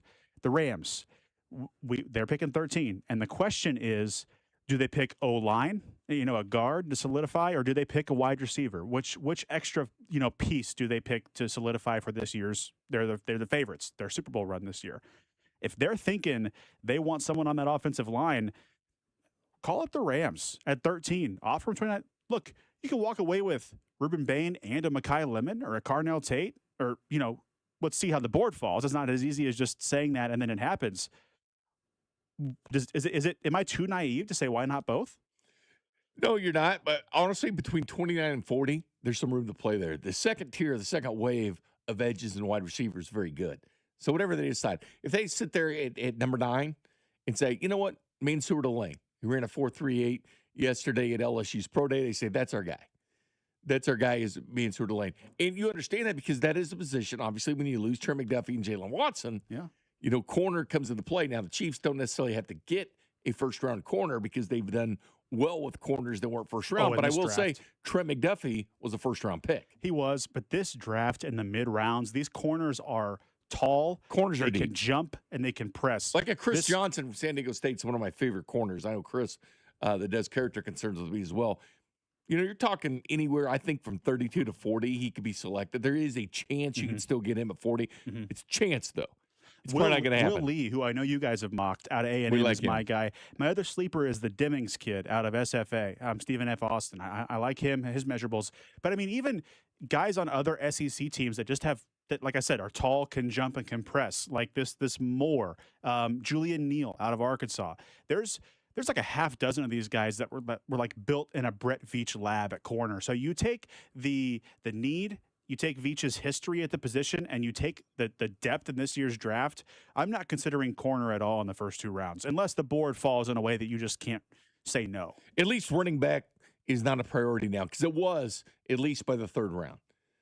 But obviously, we're bringing in Kenneth Walker and DeMarcado. That totally changes the outlook of what do you need to do at running back so they can concentrate on wide receiver. And if for a reason that Kenyon Sadiq happens to fall and they can get him. I do think the one piece that could be there and be a useful piece, we'll say Ruben Bain doesn't fit into what they want. It doesn't fit in the Spags, because Spags does prefer the longer arm type edges, even though he doesn't have them, because he hands up. He has guys raise their hands, they knock down passes. Obviously, Ruben Bain's arm length changes that. Cassius Howes, something like Field Yates or somebody put a mock out today and had Cassius Howe, whose arms are actually shorter than Ruben Bain's. Again, not a fit for what Steve Spagnuolo wants in an edge. So you got to consider what the guys are looking for, what Spags would be looking for at defensive line. Yeah. But if a Bain's still out there, and let's say they don't want to get Bain, they're not sold on that at all, and he's still there, but somebody does, and you're sitting there at 9 because you're not getting that quarterback bump. You're not having it. Ty Simpson, I doubt, is going to go in the top 10. Mendoza, we know is, but you're not getting that quarterback to kind of take that spot. Mhm. So what position players can be that, take that draft slot away where you're not worried about that because it's somebody you're not going to draft? Jeremiah Love, if he keeps slipping back, because, everybody was hot on the Titans. He's going to go Titans at 4, and that started to slide a bit. Maybe they want Reuben Bay now at 4. And does he make it past the Cardinals? Can he get – and now you see him going not to the Giants but then to Washington. That's my spot for Love. Right after him. 7. Which could. Bill Krosky merits there, but obviously, getting the Jeremiah – Bill's not the answer in the Washington backfield. A nice piece for it, but not the answer. And then the Saints you're not as worried about now because Travis Etienne that they picked up in free agency. So if he's still there and does the draft slide and you're sitting there at 9 and someone wants you to move back from 9 to 15 or 16, you can still, I believe, get a high-quality player at 14, 15, something like that you would have got at 9. Now, I know you don't want to do that because it is very tough to get into the top 10, which Veach is the highest pick that he would have made. It's tough to get to this position, but also it's how the draft board works out. And typically GMs, they want their kind of roster set before you go into the season. Unfortunately, the Chiefs still need work because free agency, they didn't do free agent receivers. They didn't pay the big money on free agent receivers, which is fine, but you have to get them through the draft. There's only 2 ways to get them, I think. Trade or draft picks. And what I mean by trade is like an Orlando Brown type trade. When they were stuck, there was nobody to be left tackle. They missed out on Trent Williams. They had to make a move. They called up the Ravens, and for some reason they did a deal with the Chiefs, which is still crazy to think about. And they get a starting left tackle in Orlando Brown because there was nobody to start at left tackle at the end of the draft. And there was nobody in free agency that year either except for Trent, and they didn't get that. So they had to make a move for Orlando Brown. So an existing wide receiver, and also Andy Reid's got to change who he is. Old dogs, new tricks, right? You're going to actually ask for production from your rookie receiver. Now, Worthy was kind of thrown into it, of course, because he had to be, because Rice got hurt in game 4 and Hollywood Brown was hurt in the first preseason game that year. So you had to get some production from Worthy. Wasn't expecting that probably going into the season. It took him a while to get going, at least through week 6. But he's going to have to change, and he bring in O'Shea as wide receiver coach. Maybe that changes, but he's going to have to change his usage on how if they went wide receiver 9, he's going to have to change it unless they made a deal, unless they were able to swing a deal for a veteran wide receiver that Reid trusts. I am not anti-receiver at 9. I'm just more pro-edge at 9. And if the answer is Cam Jordan plus Zion Young at 29, great. As of right now, this team has to, like that. Yeah, whatever. You have to have an edge rusher more than any other position. I mean, it is an emergency. The state of that room is an emergency right now for the Kansas City Chiefs. So I would not be interested in trading back unless your guys at both positions are gone, unless Bain and Bailey are gone and Tate and Lemon are gone. If you don't love an edge there, I'm a fan of staying there and getting Mahomes number 1 wide receiver for the back half of his career. But Jeremiah Love, I think what do they call that in DC? The Beltway. I think the Commanders are looking across the Beltway at Baltimore, and they see Lamar and King Henry, and they think we could have this with Jaden Daniels and Jeremiah Love. And so I think Washington makes all the sense in the world now that they've solved edge with signing Oweh. See, we went with T.J. Parker at 29. Sure. T.J. Parker's got a lot of upside, man.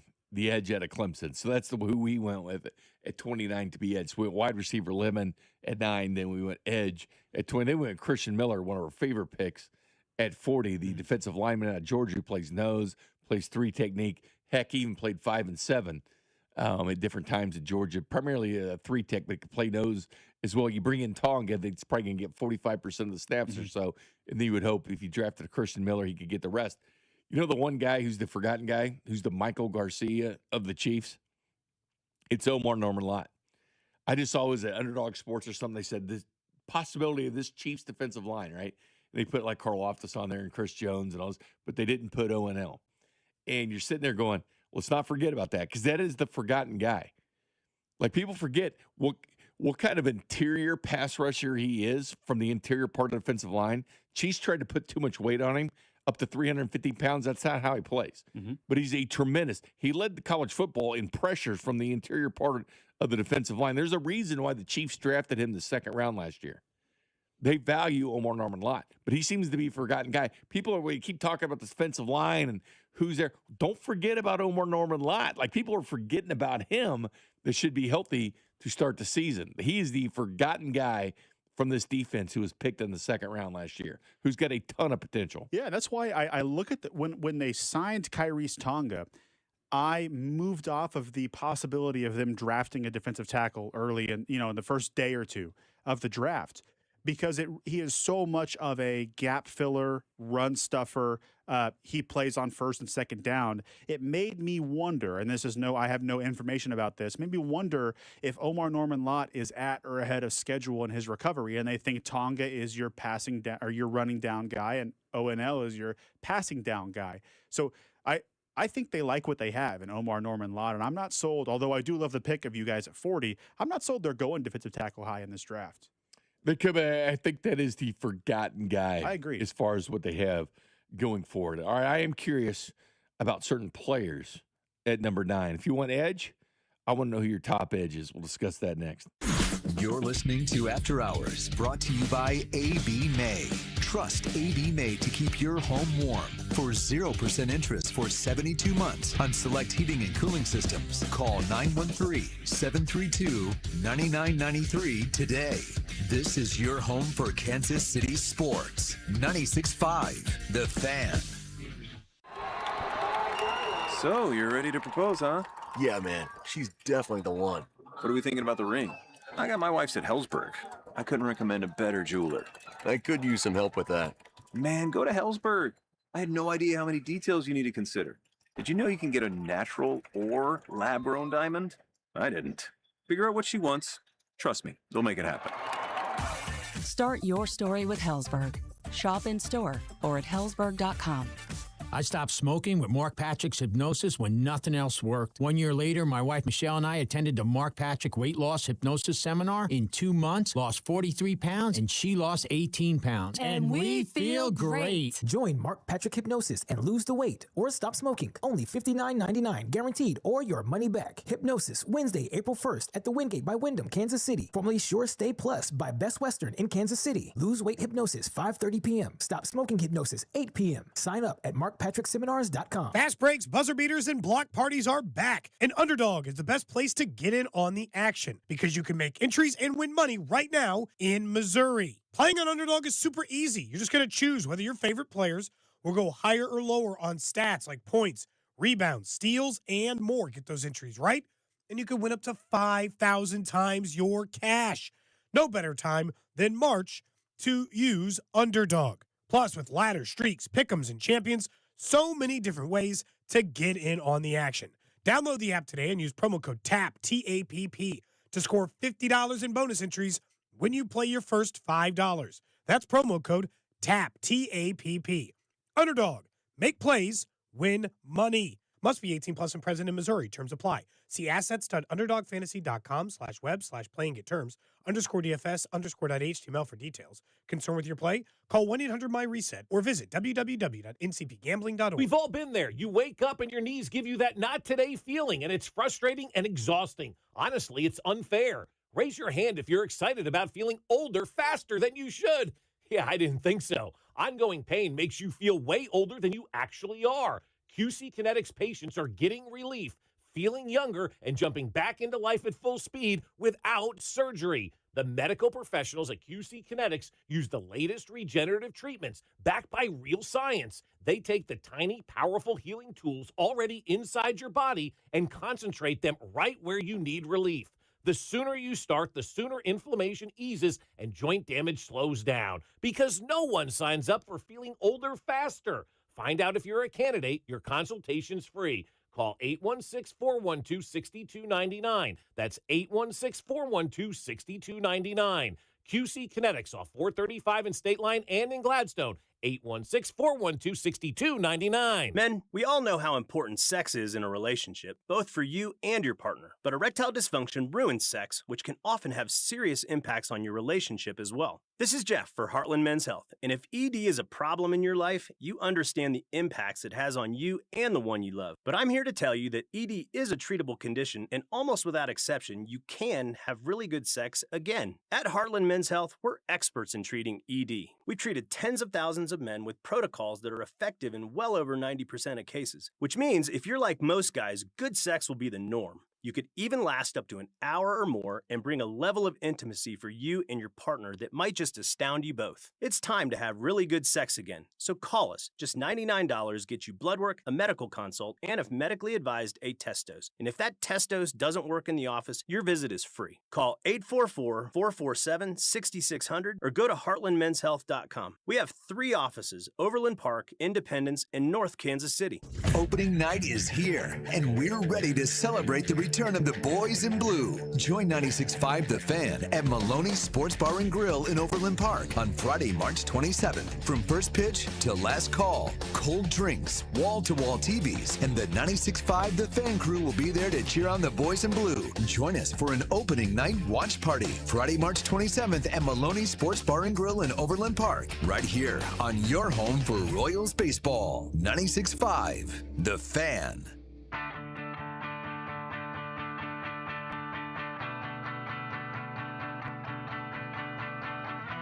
Hey, welcome back to After Hours. Jay Binkley, Nathan Williams, producing the operation. So, Nate Dogg, you guess what I got on here? I have on the Dodgers-Angels game. Not that it matters, it's preseason, but spring training, whatever. My kind of Tuesday night? We're just kind of in the abyss right now. It's a very good sports week. When you get the tournament going on, you got Major League Baseball starting. We got the NFL draft coming up. Less than a month now.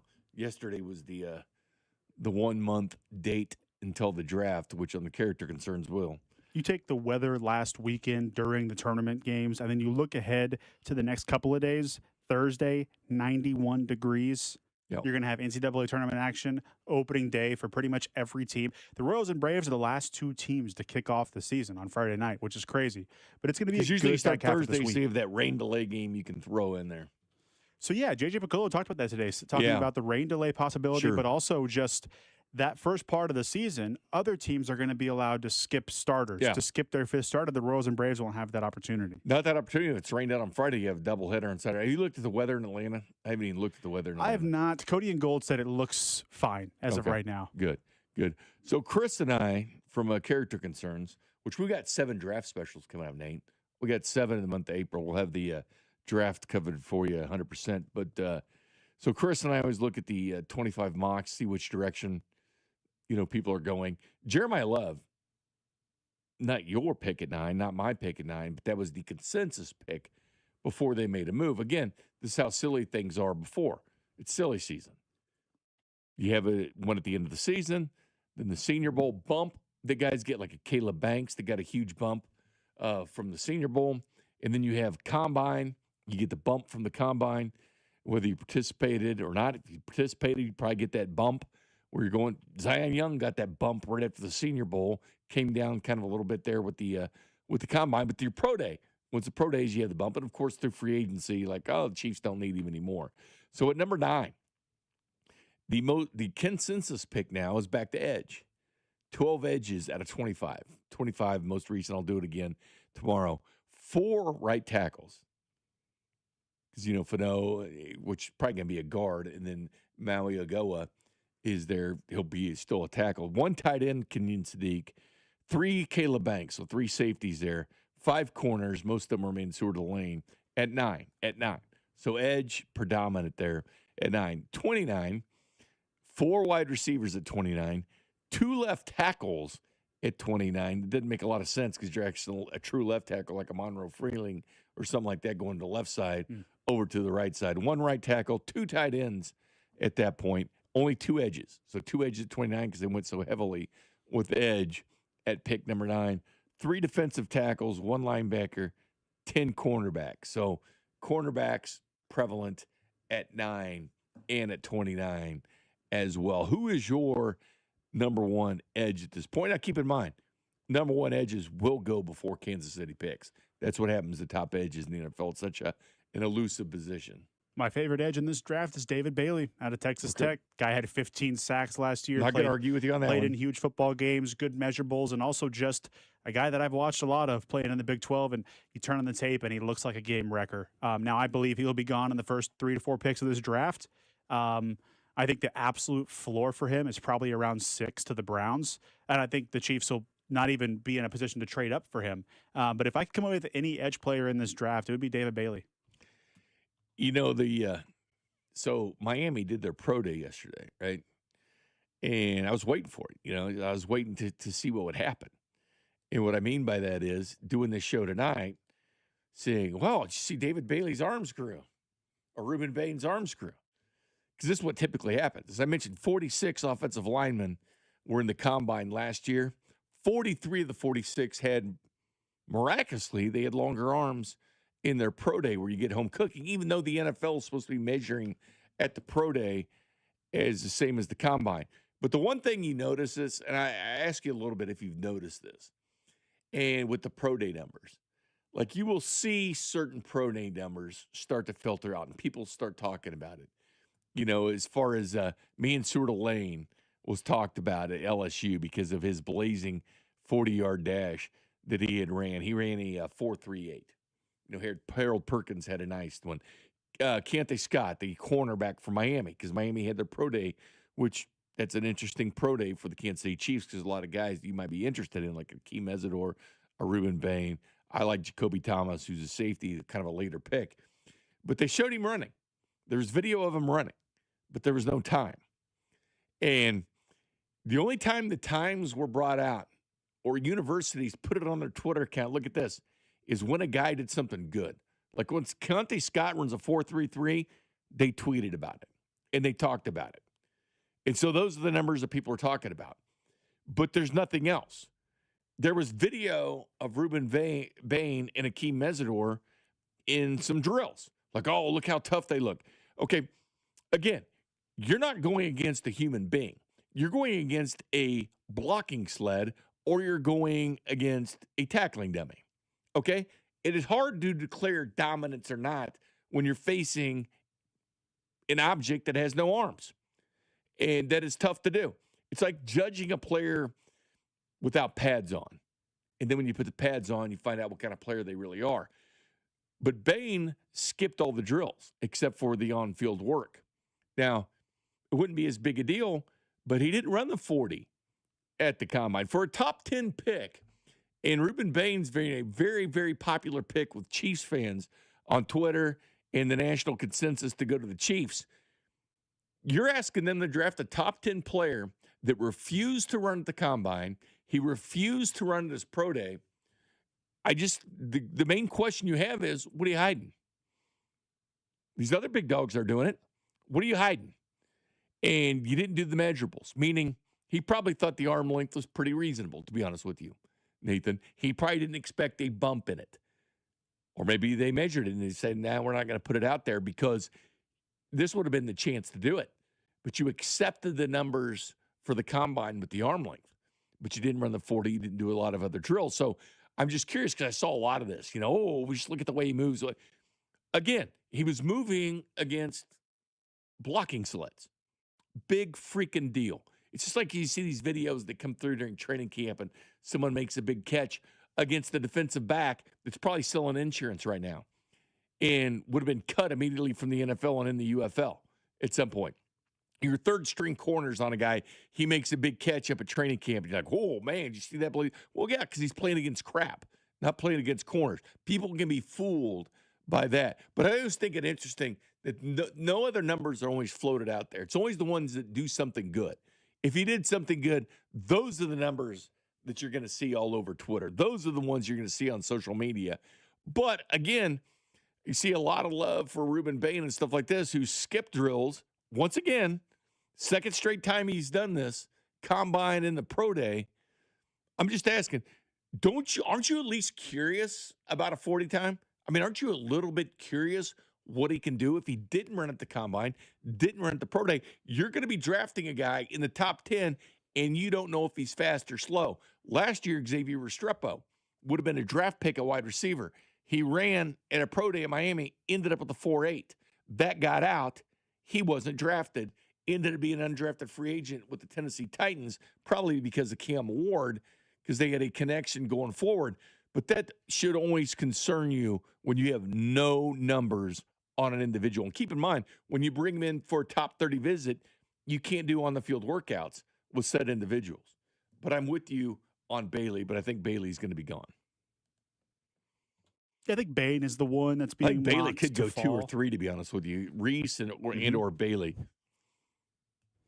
Yeah, I think Reese is being penciled in by a lot of folks at number 2. I also am not sure about the scheme fit. I don't know what they play at Ohio State, but I do know that Reuben Bain is the guy that transcends the tape. Measurables maybe aren't the best. Maybe something is being hidden, and he's definitely not the Spags prototype, you know, or close. But the guy's tape speaks for itself, in my opinion. And the smoke screen season is here. I don't know. Did you happen to listen to Berganzi talking the other day, the GM of the Titans, when he was with the Chiefs about the selecting of Patrick Mahomes, and how Veach kind of put him on everybody's radar before Mahomes played that last year, like that spring before he played his last year at Texas Tech.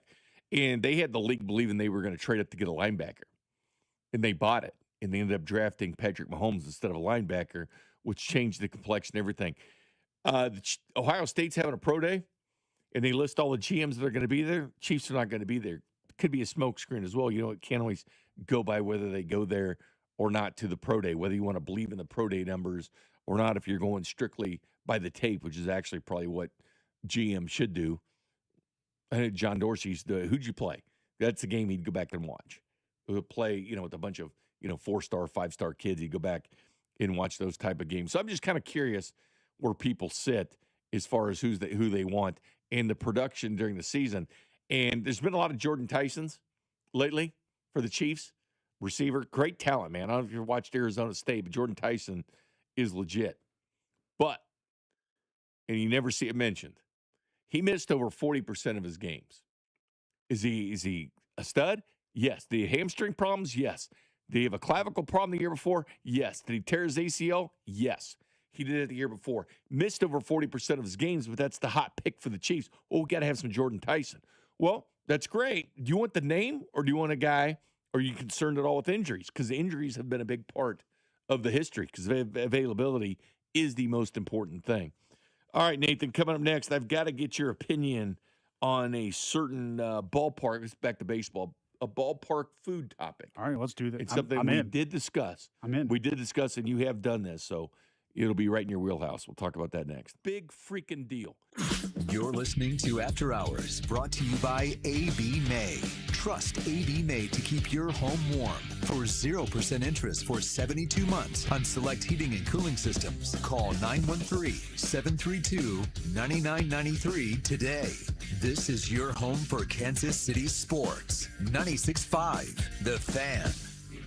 Need to sell your house in Kansas City but not sure what the best option is? Selling a home, especially when dealing with foreclosure, divorce, job relocation, or an inherited property, can feel overwhelming. That's why I don't just make offers. I help homeowners understand all their options so they can make the right choice with no pressure and no obligation. I'm Rex, a local homebuyer and resident right here in Kansas City. Whether you're looking for a fast cash sale or just want to explore your choices, I'll walk you through the pros and cons of selling to me or listing with an agent. If selling directly is your best move, I'll offer you a fair cash price and a closing timeline that fits your needs in as little as 7 days or on your schedule. No repairs, no commissions, no hidden fees. Just a transparent, hassle-free process so you know exactly what to expect. Let's talk. Call 816-330-6000 or visit rexbuyskc.com for a free, no-pressure consultation. Rex Buys KC, helping homeowners make informed decisions with confidence. JR and Company, the only roofing company offering a free lifetime warranty on workmanship and a free shingle upgrade that can save thousands in future insurance premiums. Locally owned, veteran-owned, and family-owned. Call JR today or visit jrstormcheck.com. Sex, intimacy, love.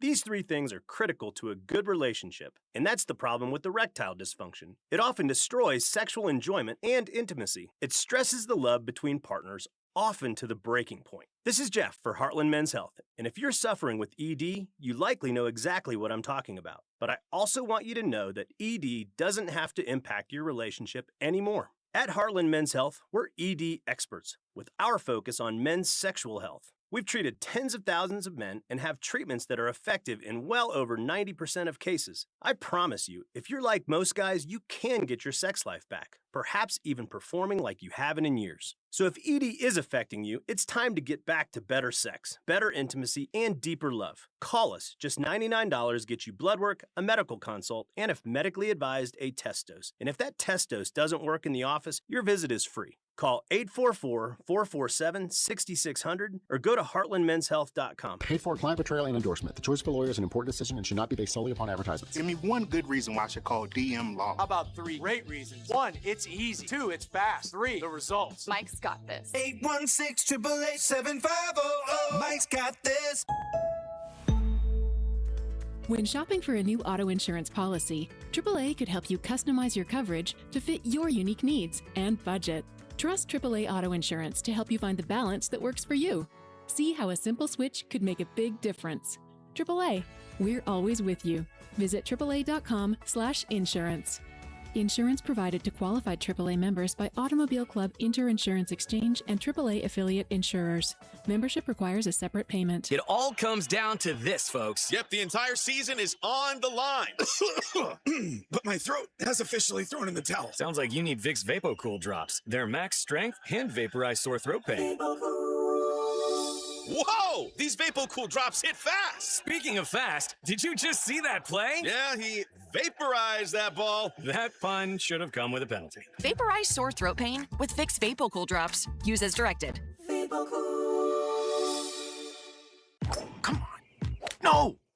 It's just a golf lesson, champ. Loosen up. I can't. See that Hyundai Santa Fe? Yeah. I only paid.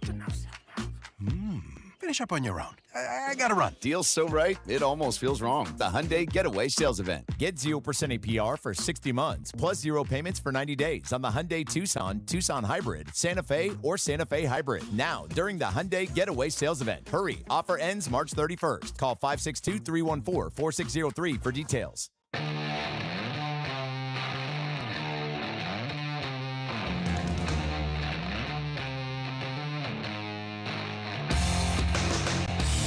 Welcome back out there with Jay Binkley, Nathan Williams.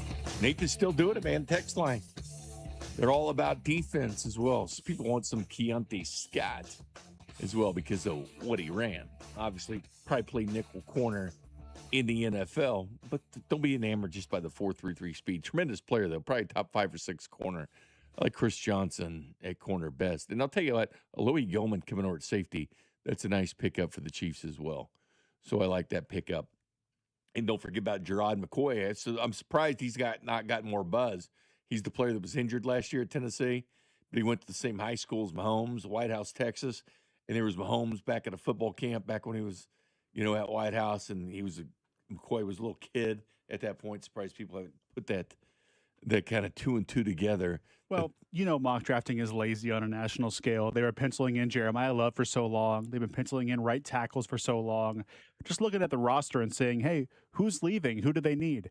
It's the same thing with corner. They hear, the Chiefs traded Trent McDuffie. They're going to draft a cornerback with their first pick. And who's the best corner on this board? Mansour Delane. Done.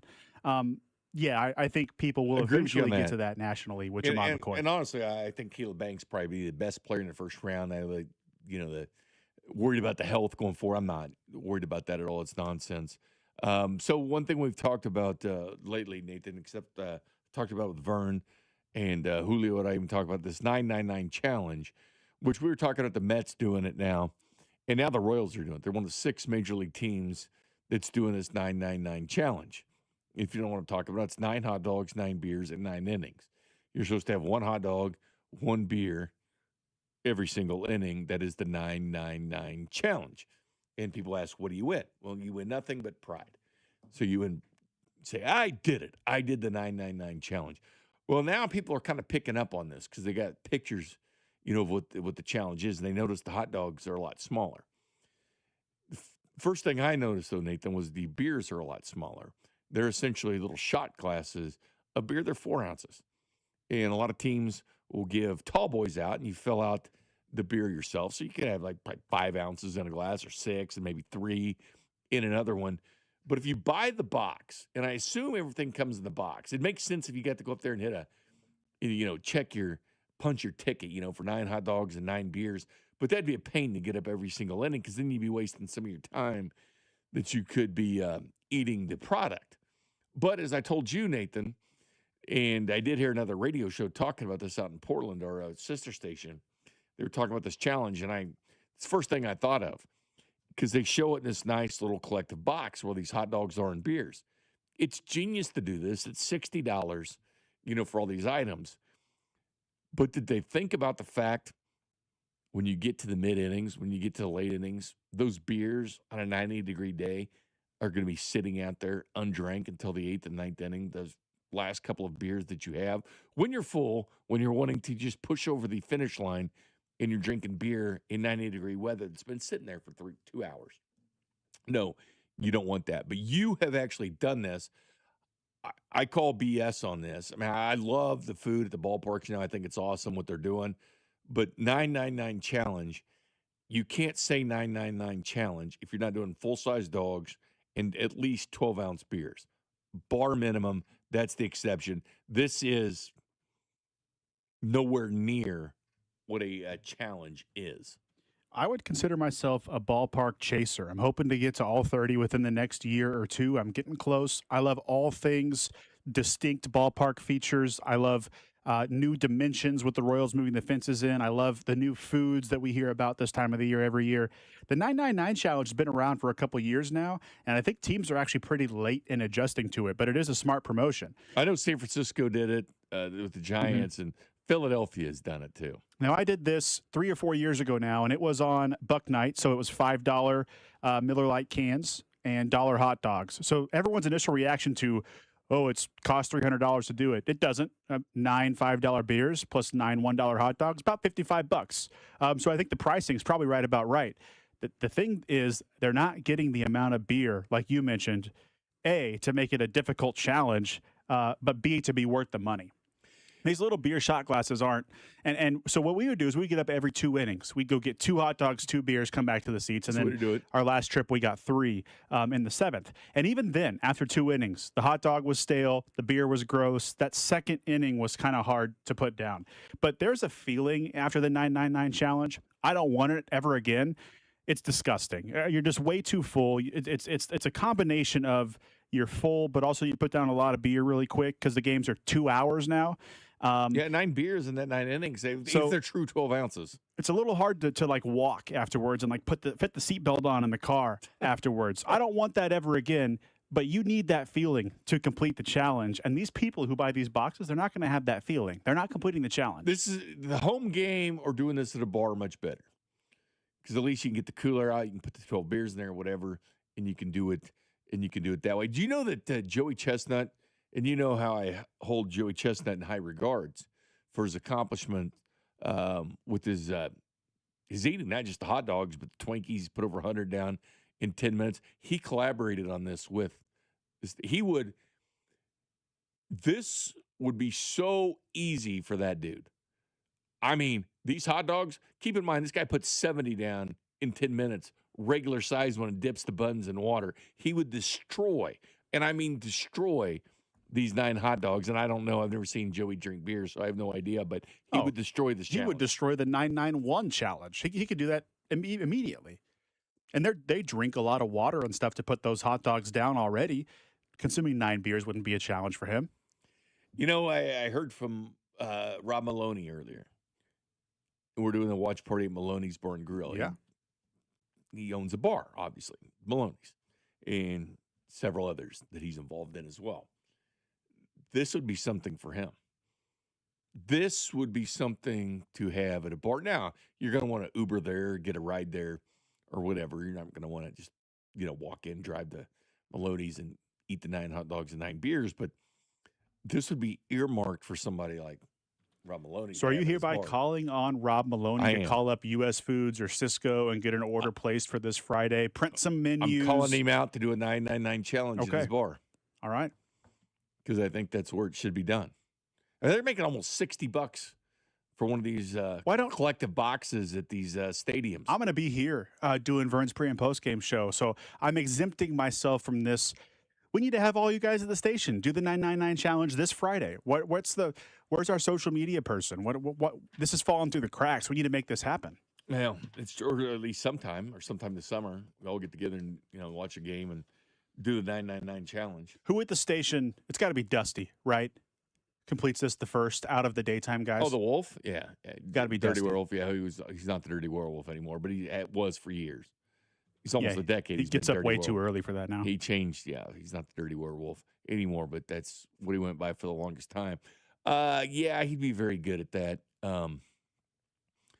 Because the beer too, I'd say Cody'd probably be pretty good at it too. I think Rob would be sneaky as well. I think Gold. But you gotta like beer. You gotta, and Rob clearly can likes drink beer. Yeah, I think Gold makes it a small attempt so it looks like he did it, and then he taps out early on. And probably C-Dot does the same thing. I don't know about Mac and Drew. I don't know. Drew, no. Drew, he doesn't like beer, does he? No. I tried to get him to chug a Coors Light last 4th of July. He couldn't do it. A couple sips on it or something. He's a seltzer guy, I think. He's a seltzer guy, not a beer guy. But anyway, I was just curious. I know that you've done it. So. He can do 9 seltzers. We can let him do seltzers instead of beer. Do 9 that or 9 whiskey shots. Sure. You can do 999 a bunch of different ways. I think you need to be a seltzer. I don't think it can be just liquor because I'm not saying Maloney needs. You need to have the buzz. Night. He needs to put this on the damn menu. Okay, you need to have the buzz, but also the full stomach of all the carbonation and stuff, that you quickly inhale when you do this challenge. So it can't just be a shot of liquor. You need to have a seltzer if it's not a beer. But Dusty's Ubering there and back. So, this Friday? Oh yeah. So he's doing the challenge on his own, whether or not it's on the menu. Okay, why not? Yeah. Might as well do it. But yes, you did the 999. Just once. You've done it just once. I don't want to do it again. You weren't married at the time, were you? You feel so bad afterwards. No, I was not. Or was it your wedding night? There's a lot of jokes I could make there. No, it was not my wedding night. Definitely not. Yeah, I don't think you'd be real attractive after that. It's a good thing to go do on a date, though. I didn't feel if your date could do that and you couldn't, first of all, it's a keeper. Getting a lot of jokes here that I'm just letting go. It's a keeper. Because we're on the air, Bink. Be careful. 913-586-7965. Read some of your draft thoughts next before we go back to some baseball and hear from J.J. Picola at 8 o'clock. You're listening to After Hours, brought to you by A.B. May. Trust A.B. May to keep your home warm. For 0% interest for 72 months on select heating and cooling systems, call 913-732-9993 today. This is your home for Kansas City sports. 96.5, The Fan. Some things just go together, like peanut butter and jelly, or a Casey's spicy chicken sandwich and a 49-cent medium fountain drink, or a Casey's breakfast sandwich and a 49-cent fountain drink, or even Casey's limited-time hot ham and Swiss sliders and a 49-cent fountain drink. You get the idea. It's not crazy. It's Casey's. See store for details. Wouldn't you like to take a vacation from your bills? Well, you can. With credit card balances at an all-time high and Golden Oak's 4.5% rate, you could be saving thousands of dollars after a simple phone call. Call today and get your cash in as little as 14 days and make no payments for 2 months. Call 913-890-GOLD. Golden Oak Landing, cured my blues. 5.442 APR, FHA 15-year, 20% equity, qualified credit, additional terms apply. NMLS 114937. For over 35 years, we've been protecting homes across Kansas City, one roof at a time. That's more than 3 decades, more than 35,000 roofs installed, and 35,000 happy customers. We're proud to be voted best roofing company in Johnson County and all of Kansas City. At Century Roofing, we don't just build roofs, we build trust that lasts for generations. Experience matters, reputation counts, and we stand behind every roof we install. Trust the pillars of strength with KC-based and female-owned. Century Roofing, KC.com. Century Roofing, trust the pillars of strength. It's March, and that means there's no better time to start betting with Circa Sports. It doesn't matter how you're planning on betting the mayhem. Picking individual games, futures to make it through the bracket, props on your favorite players, or more. Circa Sports has you covered. Circa Sports isn't just sports betting, it's sports betting the way it should be. High betting limits, player-friendly pricing, and exceptional customer service. Download the Circa Sports app or visit circasports.com today. Must be 21 or older. Gambling problem? Call 1-800-GAMBLER. Xfinity Tech Support, Matthew speaking. Hi, I live in a pretty remote place, like Jurassic Park remote. No! Wow. Will Xfinity Mobile work out here? Yep, the combination of reliable Wi-Fi and 5G makes it so that you can stay connected in all kinds of places. Plus, you get access to ultra-fast speeds and coverage, whether you're poolside or out live streaming with a T-Rex. Hold still, you're about to go viral.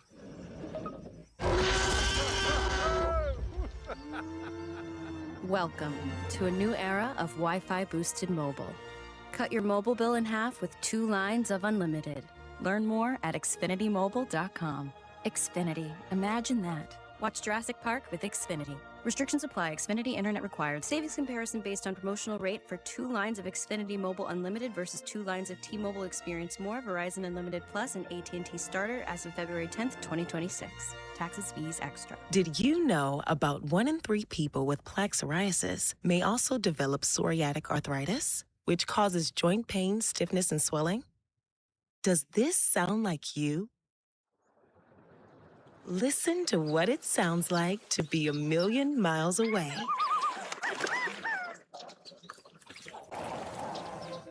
Tremfya guselkumab, taken by injection, is a prescription medicine for adults with moderate to severe plaque psoriasis who may benefit from taking injections or pills or phototherapy, and for adults with active psoriatic arthritis. Serious allergic reactions and increased risk of infections and liver problems may occur. Before treatment, your doctor should check you for infections and tuberculosis. Tell your doctor if you have an infection, flu-like symptoms, or if you need a vaccine. Imagine being a million miles away.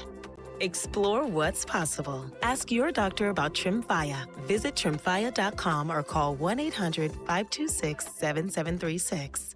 You're listening to 96.5 The Fan from the DM Injury Law Studios. Mike's got this. Car, truck, or motorcycle wreck? Remember, Mike's got this. 816-888-7500. Mike's got this. Welcome back, Jay Binkley, Nathan Williams. I guess you probably don't want your date to be able to do this because if you're not going to Uber, one of you has to drive home. Whoever doesn't do it. Is that attractive for your date to slam 9 beers, 9 hot dogs? No, not whatsoever. Depends on what you're looking for, right? No, and I don't like going out and one of us getting intoxicated and the other one not. I say either we're Ubering out or we're both. That's the best. Now, that's a driver. Yeah, but it's so much more fun when you're both saying, like giggly. You know what I mean? That's a driver, though. No. Like, and look, it's like a free Uber. If one of us is like, "Hey, I'm not drinking," the other one wants to have a drink. Sure, we'll do that. But usually we're either together. Either we're not going hard or we're Ubering to and from the function. So it's definitely not attractive for her to do the 999 challenge if I'm not doing it. If I'm just sitting there sober, hungry. Sure. While she's got that going on, it's less attractive. Have you looked at all these new items? Because it's getting flooded with all these new items at ballparks because they're all putting them out now. I'll tell you, I think takes the cake on the whole thing is the Diamondbacks, man. I saw the top 10 new food items at baseball parks, and they were like 4 of them were Arizona Diamondbacks. I mean, this dessert thing they had, Nathan, and it had Kit Kats on top stuck in the ice cream and all sorts of stuff. And I think it was the Giants. It was either the Giants or Padres. They had a machete, which is a machete-looking big tortilla. I mean, it looked incredible. I saw that. Was that the Padres or was that the Giants? I forget who that was. Yeah, but it was looking. I forget who that was. Yeah, it's like 2 feet long, big old quesadilla. They give you on like a cutting board. I wonder how much that is. Things are not cheap. They're not cheap. But anyway, I saw some of that. So San Francisco, that's a great ballpark. Great food ballpark. What ballpark is the best? The best, just pure ballpark that I've been to is either San Francisco or San Diego. Okay. Now, obviously, I have those a tier below Fenway and Wrigley because of the history. But in terms of a casual fan, you got food options, you got views, you're in a beautiful part of town. It's San Diego or it's San Francisco. It's the Marlins that have the machete. The Marlins' new machete menu item is served in a custom carrying case. 2-foot homemade flour tortilla griddled on a flat top with melted mozzarella and cheeses. House marinated carne asada, peppers, salsa verde, cilantro. $39.99? What is it? I don't see a price on it. I'm sure being in Miami, it's not cheap. No, I can look it up though. How much do you think it is? God, it's got to be in the 30s. It's got to be in the mid 30s, right? Like that's what, like 4 quesadillas at ballpark pricing. It said it's not listed. The exact price is not listed. So, yeah. But anyway, look up what the Diamondbacks are doing. And like they had a version of the boomstick. That's the thing. The boomstick is the giant hot dog of the Rangers. Can you imagine having 9 boomsticks? Like if a boomstick was part of the 999 challenge?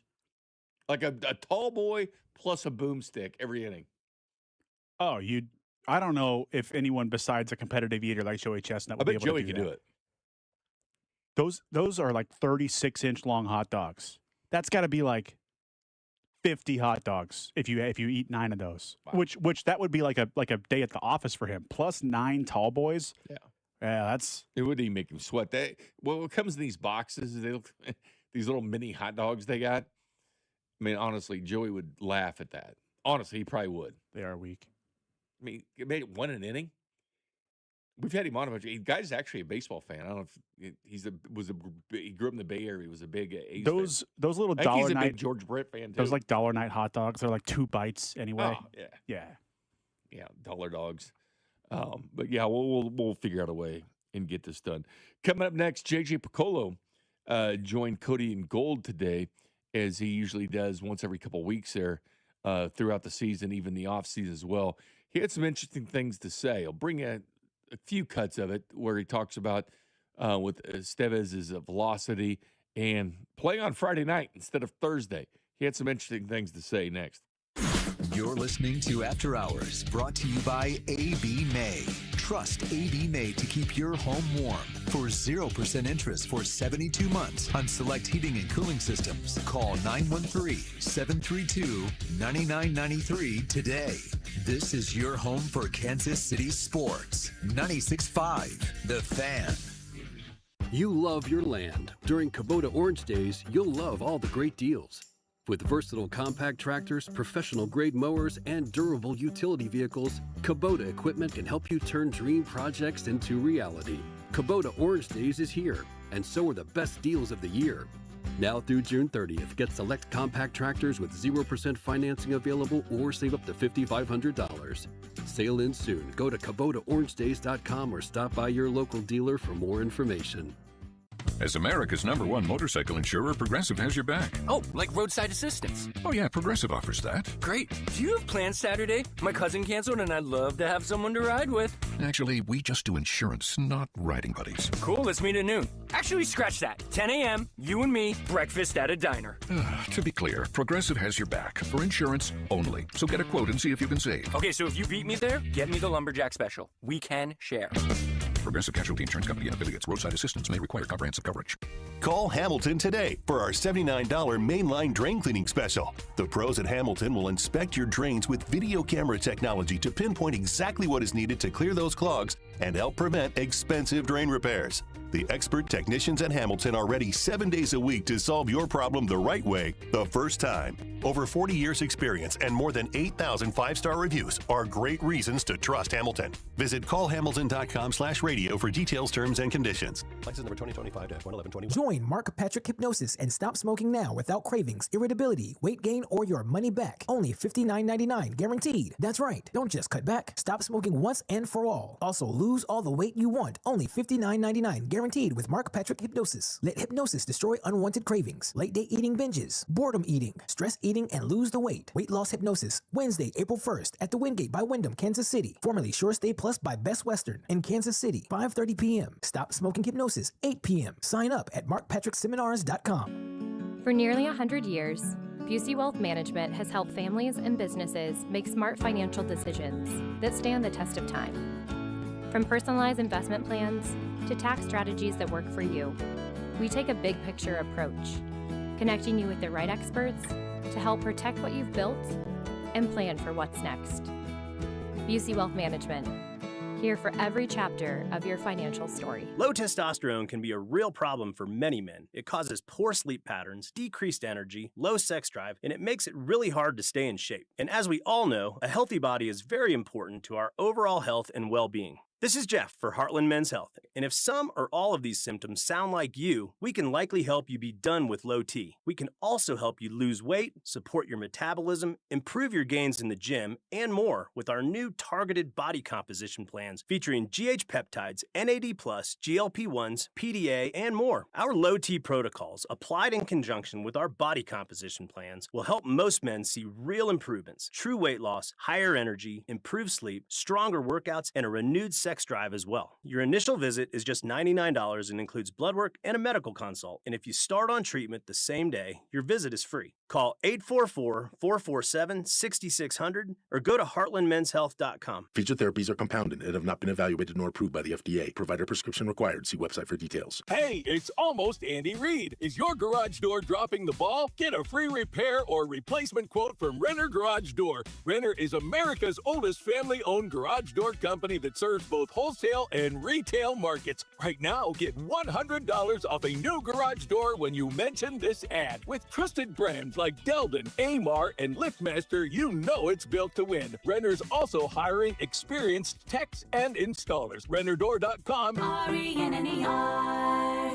Hey, it's Carter Jensen, and this is your home for Royals baseball. 96.5 The Fan. KFNC FM and AM, HD1 and HD2, Kansas City, an Odyssey Sports Station. Welcome back to After Hours. Jay Binkley, Nathan Williams, Carter Jensen, Park Hill, Kansas City kid, Noah Cameron, very close, St. Joe. Carter, man, straight from KCMO. It's good stuff right there. JJ Piccolo was on. You heard the interview today, didn't you, in Cody and Gold? It was great. Yeah, it was. JJ's pretty forthcoming with everything. And yes, he is. He talked a little bit about the Royals on Thursday or Friday. They're playing on Friday instead of Thursday. Usually it's at Thursday. Then if it rains out, you get that Friday game. Now, the way it's set up is I do believe they would have a doubleheader against Atlanta Saturday if it's rained out. But we looked at the weather, and I'll look at the weather here when JJ's talking. But this is what JJ said about the Royals playing on Friday instead of Thursday. Yeah, to be honest with you, it's a little disappointing. It's a disadvantage. I'm not real sure why it was switched, but it is disappointing because you know, a couple things, and we don't have enough time to get into it, but one, you get the obvious, the weather. If we get rain down there, then we're playing a doubleheader on Saturday. That's the whole idea of playing on Thursday and having off Friday. But the other thing it does, it only gives us one off day in the first 10 days when a guy is on option, where typically you have two. You know, and if you have two, you know, you got a little bit more of an advantage. So it's you know, without getting into all that, I'd much rather have the day game, sort of wake up in the morning, get to the ballpark, the sun's out, fans are excited, there's a buzz, and you can play a day game and go have a nice dinner after the game. Right. But that's not the case this year, but we'll get to do it on Monday at home. Not the case, but the weather, whether you want to believe this or not, but it's what the weather said. It says Friday, there's no clouds whatsoever, 81 degrees Friday in Atlanta, and 65 on Saturday. So I don't think that weather will be a problem to get that game. That's so disappointing, man, with rainouts on opening day. So the weather is going to be 81. Actually, Weather Channel has it at 85 on Friday in Atlanta. Right about 70 on Saturday, Atlanta, and 68 on Sunday. So a little bit different. And opening day in Kansas City is going to be what? It's going to be near 80 in Kansas City Monday. I think so, and I think it's still going to be cloudy. Monday, I think we have some rain over the weekend. Yeah, 74 Monday. So weather's going to be good, my friend. It's weird. The 1 year that I can remember the Royals opening at night, I actually I have a streak that's going to be broken this year, being the last opening day I did not attend was 05. I'll be working in studio for this one, so it'll be the first time Monday you're outside gonna of be the working? COVID year since 05 that I haven't been to opening day. So I know my way around the buzz the morning of, the annual heartbreak that you get. Shout out Luke Hochaver. Them coming back to get beat in, I want to say 19, when there were no expectations. They put up 4 in the bottom of the first inning, capped off by a Lucas Duda 3-run home run, came back and got beat. But that one year that they opened at night was the year after the World Series championship when the Mets were here. I remember that Sunday Night Baseball with it. It was, and it was the first time ever that the World Series rematch took place on opening day. That was cool, but it was definitely not the normal opening day buzz. So I'm with JJ about that being a special day normally. It's going to feel different. It will feel a little bit different. JJ on it if he thinks Bobby can hit 40 or 50 homers in a season. Bobby Wood Jr. I do think he's very capable. I don't think he needs to do it to define him as a player. I think just the getting on base and being athletic and hitting 25 to 30 suits him just fine. But I do think he has the ability to do that. It's not something he needs to do. It's not like when you get guys that are more middle of the order guys and it's run production, they need to hit the 30 to 40. That's their job. It's not necessarily Bobby's job, but he's capable, and I just wouldn't be surprised if he did it at some point in his career. I just would be surprised if it was in like the top 5 goals for himself to hit 40. He just doesn't think that way, but he's capable for sure. 100% is capable of doing it. I think in the 30s is somewhere where you could pencil him in, at least this point in his career. The walls are going to come in 8 to 10 feet around the where the foul poles are. The gaps will go down to about 379 now. Center field's staying the same at 410. They're going to bring the walls down size from 10 to about 8.5 feet, except for center field.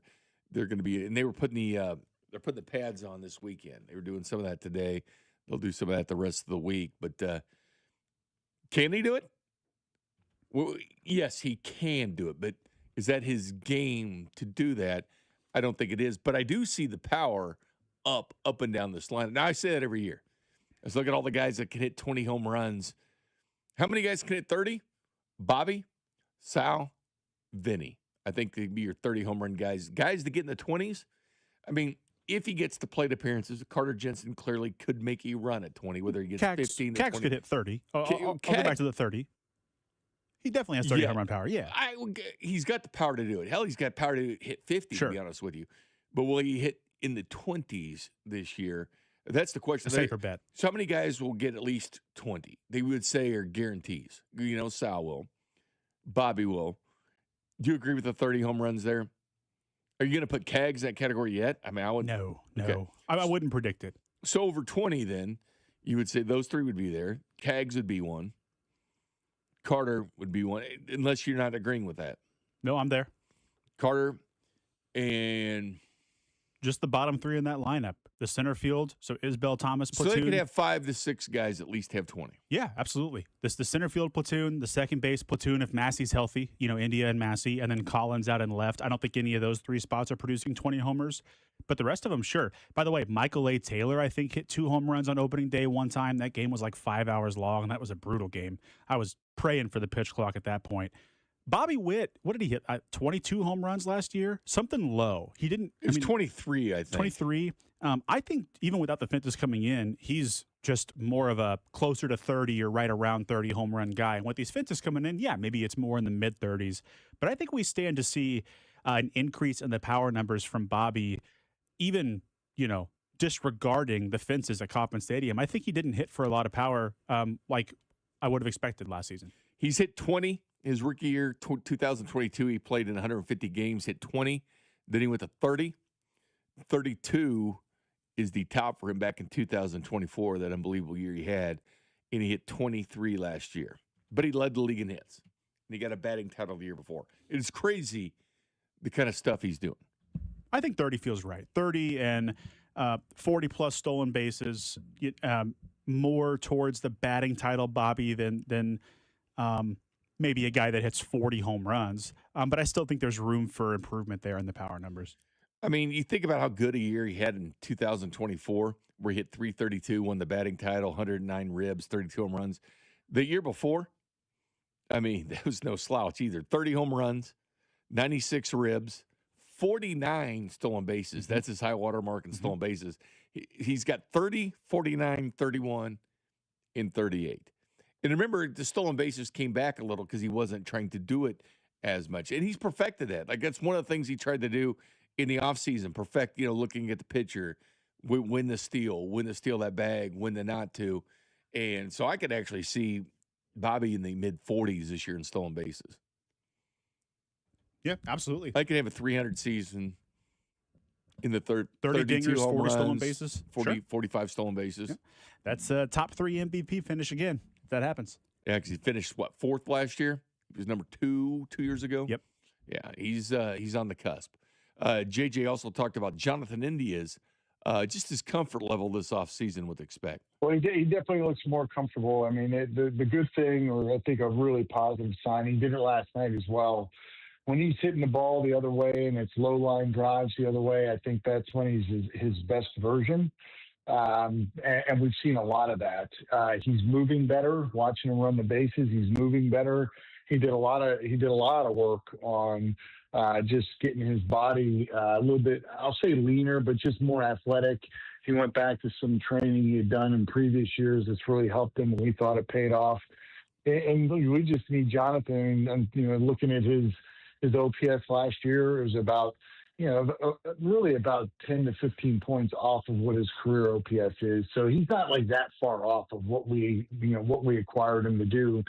And guys are going to have some years where there's some ups and downs, but I think this year is going to be a different year for him. He's got a really good outlook on where he's at and where this team is, and he wants to win just like everybody else. And I think, all of our guys realize that if the team's playing well individually, they will benefit. It always seems to work that way. When a team's clicking, all of a sudden you look up and you're like, hey, he had a career year and he had a career year. I think Jonathan falls into that category. Team's playing well. It's a lot easier to go play every day. When team's struggling and you feel like you need to be one of the main guys, you can put a little bit too much pressure on yourself. And I think Jonathan experienced that last year. You think Jonathan India will ever fight somebody? It seems like that dude was always hit by pitches, wasn't it? The most he's ever been was back in 23. He was hit 23 times. Last season was down a bit. It was only 13 times when he was hit by pitch last year. It seems like he took some weird pitches, took some weird hits. People were throwing Jonathan India a little bit, but I preferred. He seems like the type that at least at some point that frustration hit to that point where I'm tired of this. I preferred the playoff making 2024 Royals to the 82 and 80 2025 Royals, but there was some poetry last season, and that is Jonathan India getting hit in the face by Clase early in the season.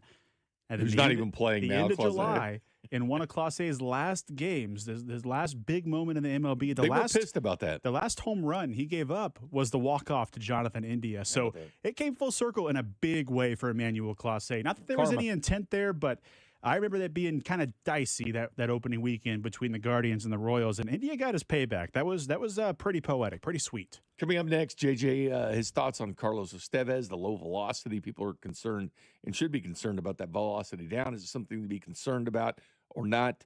JJ gives his answer on that, and plus talking about Michael Garcia and how much potential he has for the Kansas City Royals next.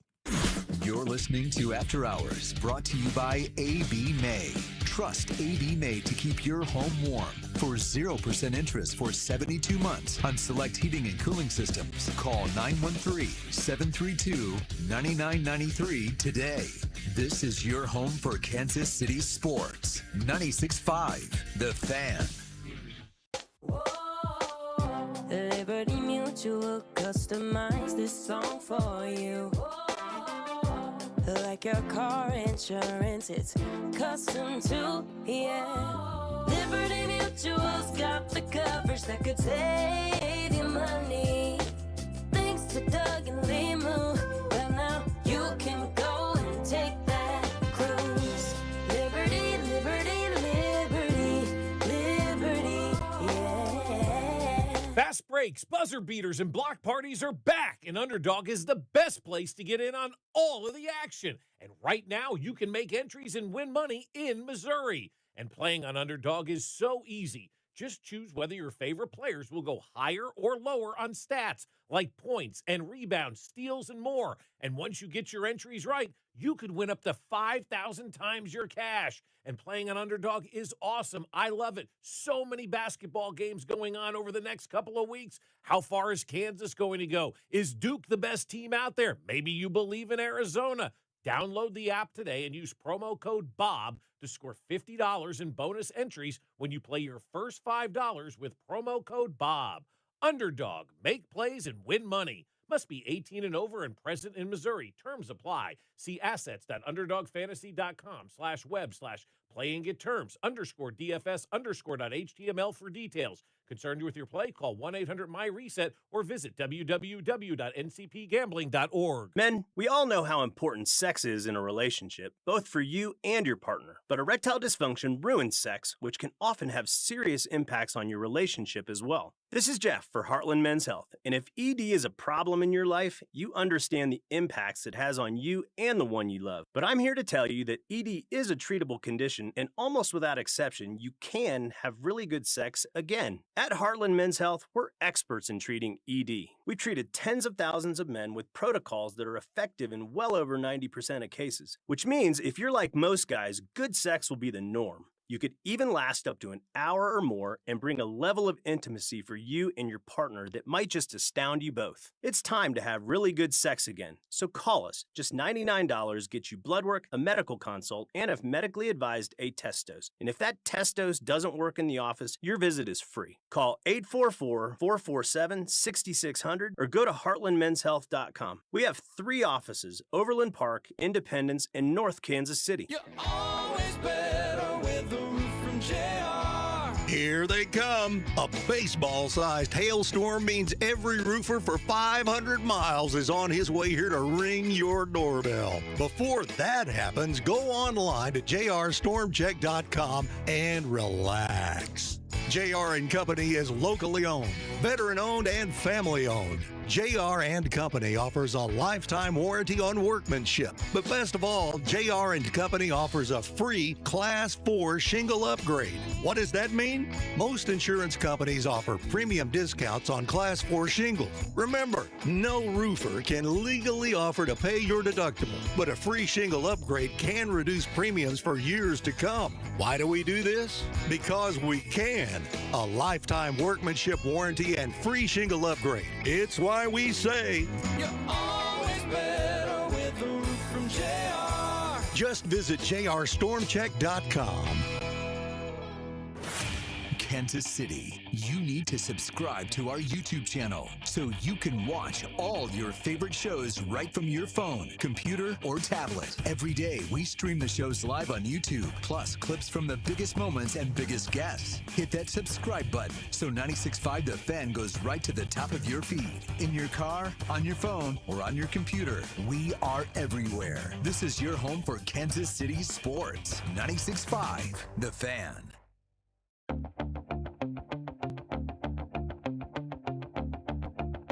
Welcome back to After Hours. Jay Binkley, Nathan Williams. From the text line, Nathan. 913. Thank God you're not talking our ears off about college basketball teams that no one cares about. Well, obviously, that is not something I will talk your ears off.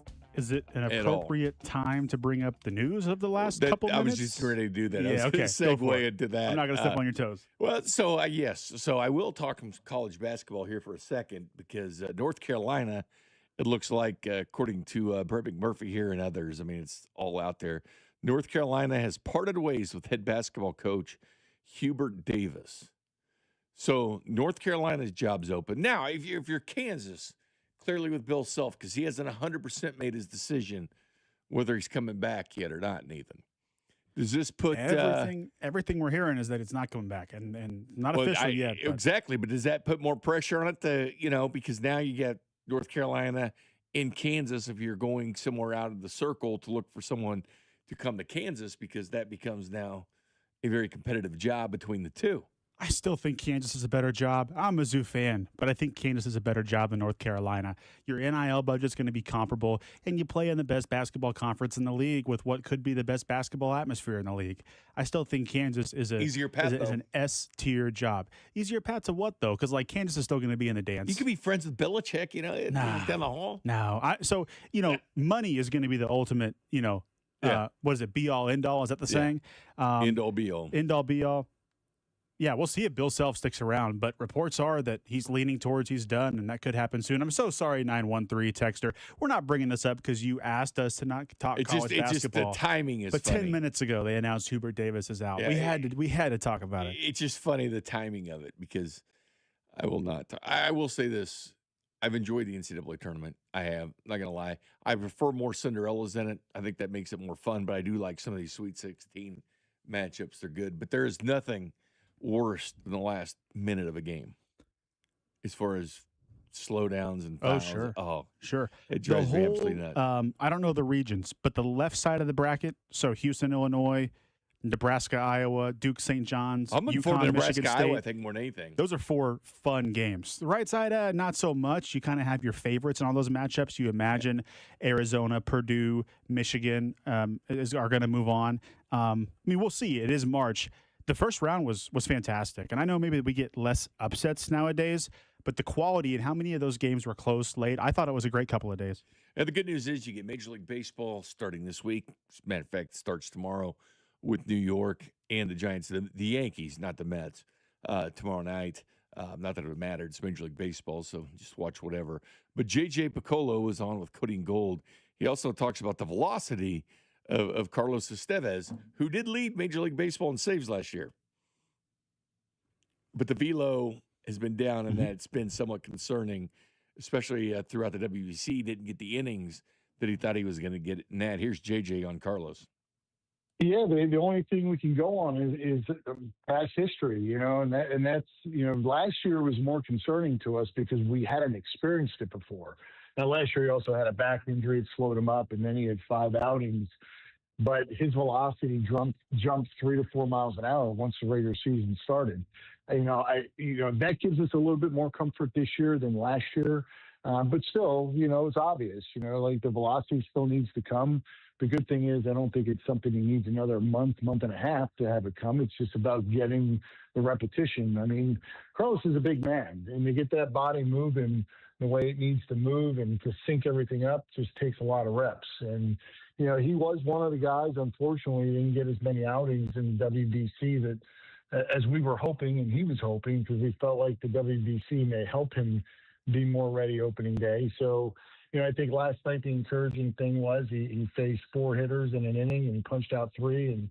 And, so even with it, without the velocity, he still was effective last night against a lineup. He came in before all the regulars were out for Texas. So he faced the actual, guys who were going to be on the opening day roster. So that's a good thing. But, we're aware of it, but the confidence we have is much higher this year just because we lived it last year as well. So we'll see what this week brings. He'll make you sweat as well. I mean, does the velo bother you? Yes. I mean, it should be concerning considering where you pitch in the rotation there at the end. That should be concerning. Yeah, you have to be a lot craftier. But again, you also sweat a lot too when he's out there. Don't you get runners on the bases and you start to sweat it out a little bit? He's been able to take care of it, but how long does that last if you don't have that velo? I don't feel as though I think it was overblown, the concerns that Royals fans had last year for Estevez. And I'll have to get some stats pulled up here to back up my point. His whip, his walks and hits per innings pitched weren't necessarily higher than the other elite relievers in Major League Baseball. It was just right above 1. It was like 1.05 or something like that. And I'll get some stats to back this up. So the velocity concerns me way more than just him as a player. And look, Carlos Estevez is a guy that over the last number of seasons, he has been good no matter where he's gone. He started off in Colorado, then he went to L.A. for a year and a half, to Philly. Now he's in Kansas City. And in each of those 5 years, he's had a sub-4 ERA, with the last 3 being a sub-3 ERA. His saves have gotten higher and higher. The guy pitches a lot of innings when he's healthy. The velocity thing is concerning because last season he had injury concerns coming into it, and he does not that we know of right now. And based on what JJ said earlier, I don't think they do have injury concerns. So I still would err on the side of I want to see him in the regular season. And if the concerns are still there, I'll be, flashing the alarm bells just like the next guy. As of right now, I'm holding off on being scared. Here's what JJ had to say about Michael Garcia. Man, it's going to take a while, man. I don't know how long I called the Los Angeles Chargers the San Diego Chargers. Did you slip on that one as well? Man, I still do. I still do. But Michael Garcia, here's JJ's thoughts on him and his abilities to take shape, who he is now compared to, again, this guy did not start on opening day last year. Yeah, I mean, we really had a lot of confidence that Michael was going to be a really, really good major league player. Now that can mean a lot of different things, So, but he was really athletic. He played great defense. He wasn't strong. He was 130 pounds when he signed.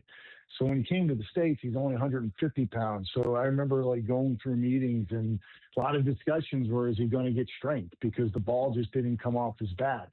But everything else that he did was outstanding. And when we think about a Royals-type player, of course, it's hard to have 13 guys that can run field, run the bases well and hit. It's really hard, but that's the ideal player for us. And that's what he had. He had those tools to be so well-rounded. And, of course, you guys know, I mean, there was a time where, we really believed he was the best defensive shortstop in our system, even with Bobby there. But as it worked out, Bobby kept getting better, and he's super athletic, and now you slide Michael to third. It wasn't as comforting when he was at third because it kept, not just me, but others, how do we get him in the middle of the field? That's why we toyed around with center field. But now that he has filled out, and now he's, the 20-something-year-old version of himself, he's physical. That strength that you were banking on coming has come. And now it's paying dividends offensively where he's becoming a more explosive and dynamic offensive player. So to see what he did on that stage, we weren't surprised. I was reminded, while he was doing that when we were in our meetings going into the Yankee series in 24 in the playoffs. He wasn't swinging that well, but to a man, everybody felt like he needed to be in our lineup because you just trusted him in the big moments. So internally, we weren't surprised he played well in the WBC. Would we have predicted the MVP? Probably not. It's just, but you could see it happening. It was going into that last game. I'm like, if he does one thing in this game, he's the MVP of this series. And it speaks volumes about who he is and how he's grown and the confidence he now has in himself as a player. Yeah, it's been fun seeing his 130 pounds when he signed. I mean, to where he is now, he's just 26 years old. It's crazy. To pay off my tease here, he's up to about 180 now. But it's a great story, and you got to be happy for the guy. But I did my research on the relief pitcher whip numbers last year. Estevez 1.06 walks and hits per innings pitched. Andres Munoz, who was the other saves leader in the AL, 1.03. David Bednar, who was close of the Yankees, 1.04. Keith Smith of the Guardians, 1.00. The only guy that was an outlier was Aroldis Chapman. It was 0.7. The guy had a freakish season, struck out a lot of guys last year. But Carlos Estevez does not put more runners on base than other relievers. At least he did not last season. It's a new year, especially at that position, because the guys fall off the cliff fast. They do. So the velocity is a lot more worrisome to me than him just being erratic. I thought that was unfair of the Texters last year. Not everybody's a Kenley Jansen that just right, or Chapman that just continues to do their stuff. Absolutely. Now, as far as Garcia is concerned, that first year he only played in 9 games back in 22, so throw that out. So he played 123 and had 4 home runs, and he batted .272. Then 24. He hit 7 home runs, batted .231. And the big surprise was what he did last year, because keep in mind, came off being a .231 hitter in 7 home runs in 157 games, right? He only played 3 more games last year. So 160 last year, 157 before. Takes his power numbers from 7 to 16 as far as home runs are concerned. His ribs went from 58 to 74. And he ended up hitting .286 for the Royals. Is this the trajectory? He's in his mid-20s now. This is when guys take off. Did we start to see that last year? Makes the All-Star game. Ronald Acuna Jr. is obviously his cousin. Can he be anywhere near that category of player? What are you expecting this year? Would you take .286? Can Michael, Michael, when we were talking about guys hit 20 home runs or more, you know, that's a guy, honestly, he could be that sixth. We're talking about who could be that sixth guy to do it. Fences coming in, 16 last year. I could see Garcia. I mean, it's jumped again from 4 to 7 to 16. Can that jump into around 20, 23? I think it all could, but if I could just push a button and lock in that version of Mikey Garcia, Gold Glove defense, close to 290, 16 bombs, 74 RBIs, 20 to 25 steals. Give me that all day, every day. Do I think he could pop a few more out of the park or get on base a little more? Sure. I also think that he kind of faded down the stretch last year compared to what he was at the start of the season. He was over 300 for most of the year, and I don't think he's necessarily an over 300 hitter either.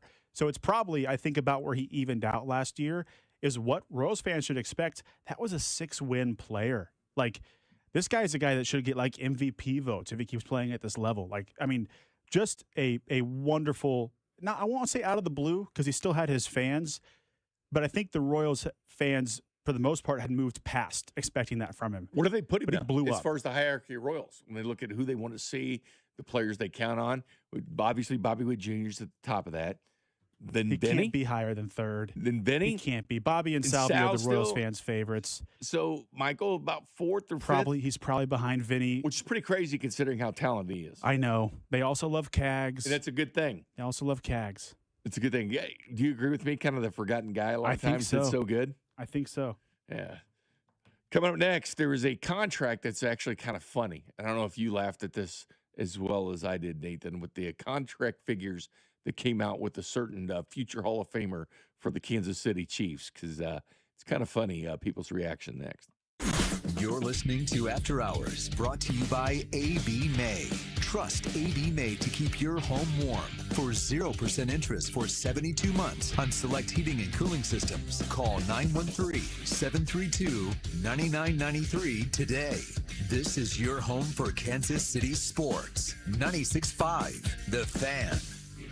He's a husband, a dad, owner of a gym. He's also a police officer. Staying strong and pain-free isn't optional. It's safety. That's why David Boardman's a QC Kinetics patient. My job is dependent on my physical ability and my physical fitness so that I can protect myself, so that I can go home safe to my family at the end of the night. But severe knee pain nearly took that away. Doctors said surgery, shut down the workouts. David needed another option. That was QC Kinetics. They told him, we're going to give you the opportunity to have not one, but 2 healthy knees, and we don't have to cut you open. They used David's own healing tools in his blood to help restore his knees. Regenerative treatments right in the office. Since I've gone to them, I run 20, 30 miles a week. Trust the team helping active people avoid surgery. Call QC Kinetics today for your free consultation. Call QC Kinetics, 816-412-6299. That's 816-412-6299. 816-412-6299. Sex, intimacy, love. These 3 things are critical to a good relationship, and that's the problem with erectile dysfunction. It often destroys sexual enjoyment and intimacy. It stresses the love between partners, often to the breaking point. This is Jeff for Heartland Men's Health, and if you're suffering with ED, you likely know exactly what I'm talking about. But I also want you to know that ED doesn't have to impact your relationship anymore. At Heartland Men's Health, we're ED experts with our focus on men's sexual health. We've treated tens of thousands of men and have treatments that are effective in well over 90% of cases. I promise you, if you're like most guys, you can get your sex life back, perhaps even performing like you haven't in years. So if ED is affecting you, it's time to get back to better sex, better intimacy, and deeper love. Call us. Just $99 gets you blood work, a medical consult, and if medically advised, a test dose. And if that test dose doesn't work in the office, your visit is free. Call 844-447-6600 or go to heartlandmenshealth.com.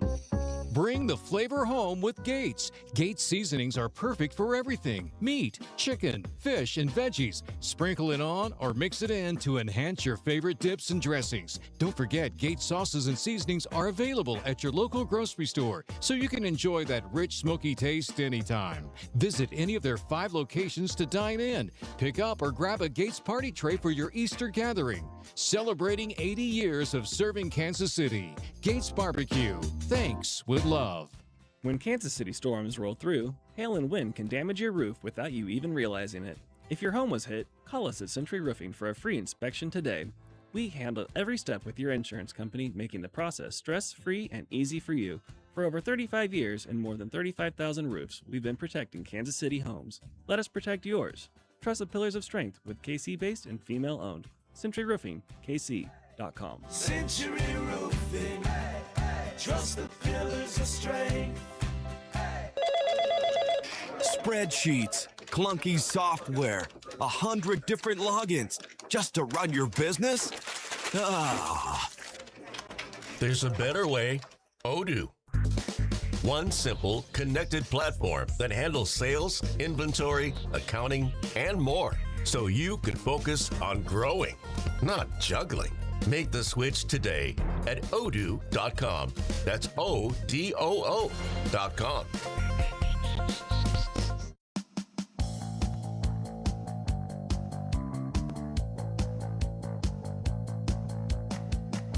Welcome back to After Hours. Jay Binkley, Nathan Williams.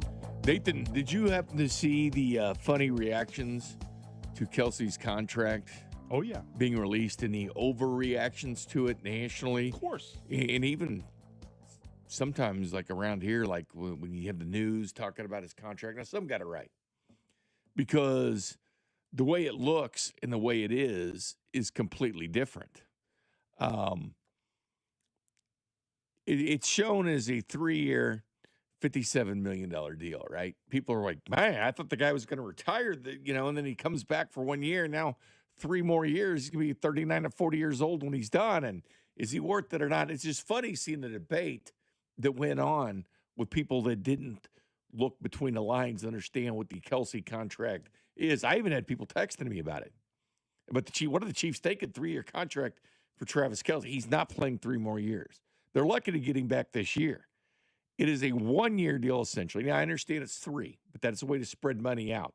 It's essentially 1 year's $12 million. If for some reason he wanted to come back in 2027, it would be restructured again into another figure. It's 1 year, $12 million deal, basically. It's $12 million guaranteed, $3 million incentives. And I do believe one of those millions of dollars is to make it to the Super Bowl.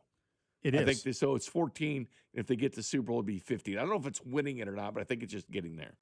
When most of the rest of the money outside of this year's cap hits is a roster bonus that's due in June of 2027. I think like close to $40 million of this is a roster bonus. It's good. $3 million incentives just for that. So that's good. So this is not a deal like people say, oh, they did the void years or whatever. This is not a deal like that. But the reason they structured it this way, for Kelsey, obviously he doesn't care. The money's coming to him. The dollar made sense. He stayed in Kansas City. For the Chiefs, if he were to come back again 2 years from now, it would keep him off the open market during free agency. The Chiefs would have the exclusive right to negotiate with him throughout the spring. But also then I think for Kelsey, it probably takes the pressure off him from the NFLPA because you're Travis Kelsey. First of all. Second of all, you're one of the most productive tight ends still in the NFL. Yeah. You can't be setting the market at $12 million a year. No. So it shows his cap hit is like 19. So I think it's a win-win-win if a third party is the NFLPA and other tight ends in the NFL. It's a hometown discount, and if you look at it, you say, well, they just want to keep a guy in the uniform. You get the fan base because the fan base likes it. You got Taylor Swift here with him. It makes a big deal. Well, all that is good. But for the Chiefs, it's a practicality thing. It is love him or hate him if you think you want to see the Chiefs go in a different direction, which I hope that the offense will run through somebody besides Travis Kelce.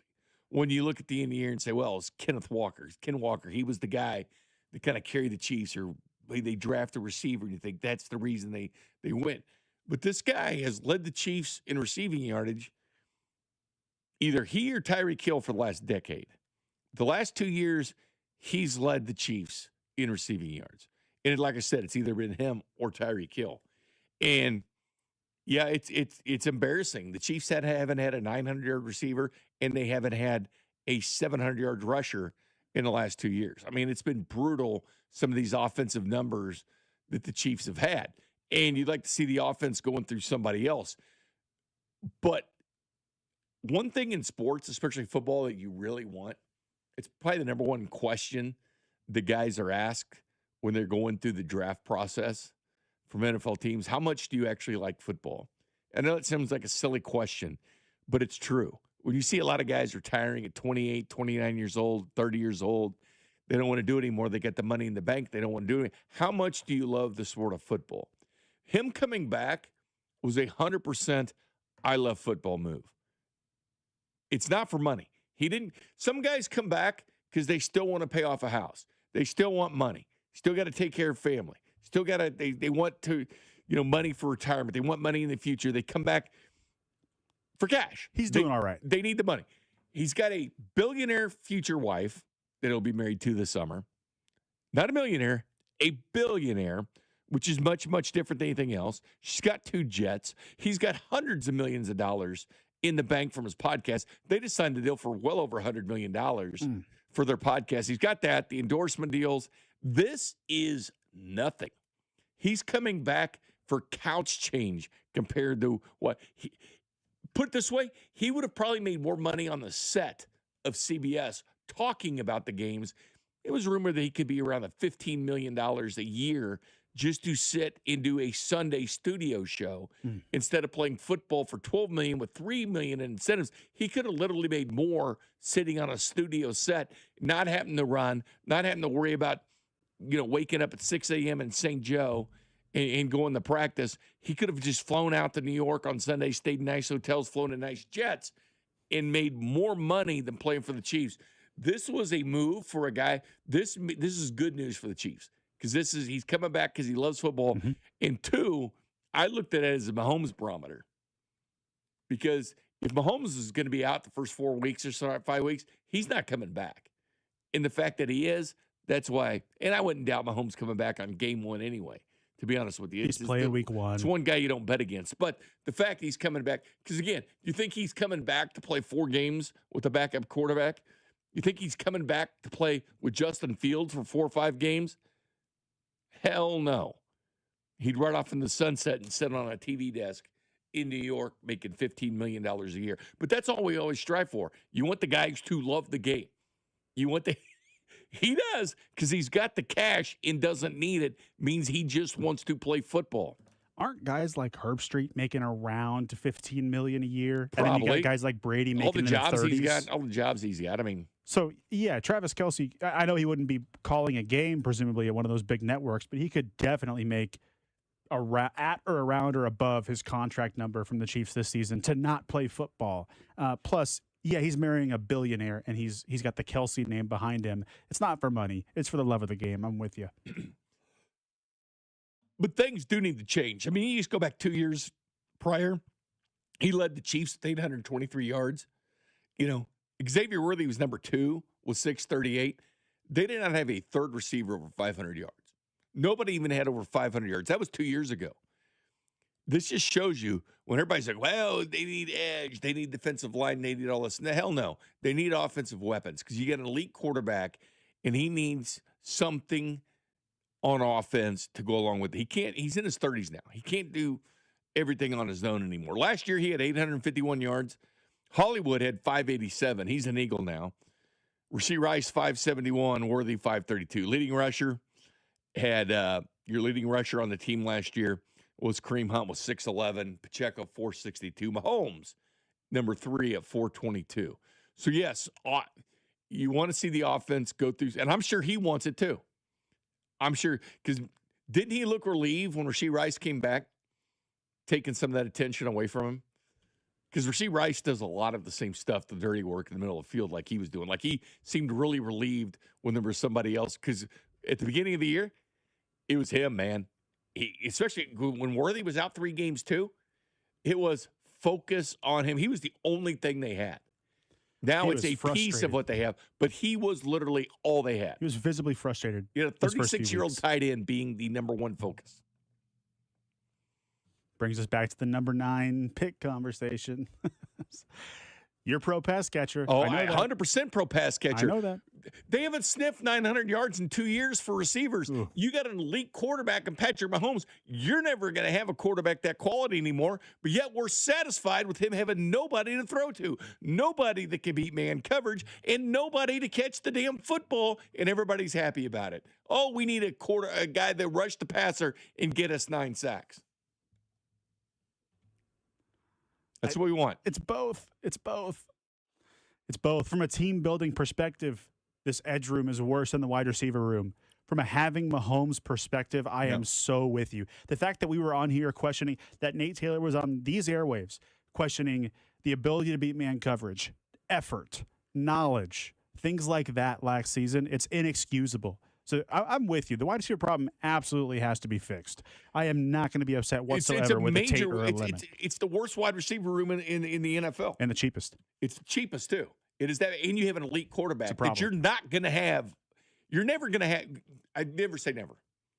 But the chance of you having a quarterback this good, slim. I mean, think about all the years Kansas City went between Len Dawson and Patrick Mahomes. Do you think they'll have another top 2 quarterback talent of all time on their roster? I don't. I think it's pretty safe to say he is the best quarterback this franchise will ever have. This is a town that went 22 years without a playoff win. Enter Patrick Mahomes, 17 playoff wins since then. For a town that had 1 in 22 years, he's got 17. The second Big most difference. wins in the playoffs before he turned 30 out of any quarterback. But all the It's complaining insane. I've heard about can't beat man coverage and dropping footballs and all this, well, who's going to catch the damn football? That's a question. You know what? JSN just got a record contract for the world champion Seattle Seahawks. Yeah, I know they loaded up their defense, but guess what? That defense in Seattle was good, of course, number 1 in points against. But guess what else Seattle could do? They could score. They were 3rd in the NFL in scoring. They had the league's leading receiver in yardage. Chiefs don't have a JSN, and JSN was paid. Coming next, we'll wrap this thing up. You're listening to After Hours, brought to you by AB May. Trust AB May to keep your home warm. For 0% interest for 72 months on select heating and cooling systems, call 913-732-9993 today. This is your home for Kansas City sports. 96.5 The Fan. Your reputation matters. That's why so many landscape professionals choose Gravely. Right now, during the Gravely Mow the Distance sales event, you can save up to 20% on Gravely commercial mowers. Built to perform day after day, so you can deliver the results your clients expect. Work hard, mow with Gravely. It's the Gravely Mow the Distance sales event, March 19th through the 29th. Visit your local Gravely dealer today. Low testosterone can be a real problem for many men. It causes poor sleep patterns, decreased energy, low sex drive, and it makes it really hard to stay in shape. And as we all know, a healthy body is very important to our overall health and well-being. This is Jeff for Heartland Men's Health, and if some or all of these symptoms sound like you, we can likely help you be done with low T. We can also help you lose weight, support your metabolism, improve your gains in the gym, and more with our new targeted body composition plans featuring GH peptides, NAD+, GLP-1s, PDA, and more. Our low T protocols, applied in conjunction with our body composition plans, will help most men see real improvements, true weight loss, higher energy, improved sleep, stronger workouts, and a renewed sex drive as well. Your initial visit is just $99 and includes blood work and a medical consult. And if you start on treatment the same day, your visit is free. Call 844-447-6600 or go to heartlandmenshealth.com. Featured therapies are compounded and have not been evaluated nor approved by the FDA. Provider prescription required. See website for details. Wouldn't you like to take a vacation from your bills? Well, you can. With credit card balances at an all-time high and Golden Oak's 4.5% rate, you could be saving thousands of dollars after a simple phone call. Call today and get your cash in as little as 14 days and make no payments for 2 months. Call 913-890-GOLD. Golden Oak Landing cured my blues.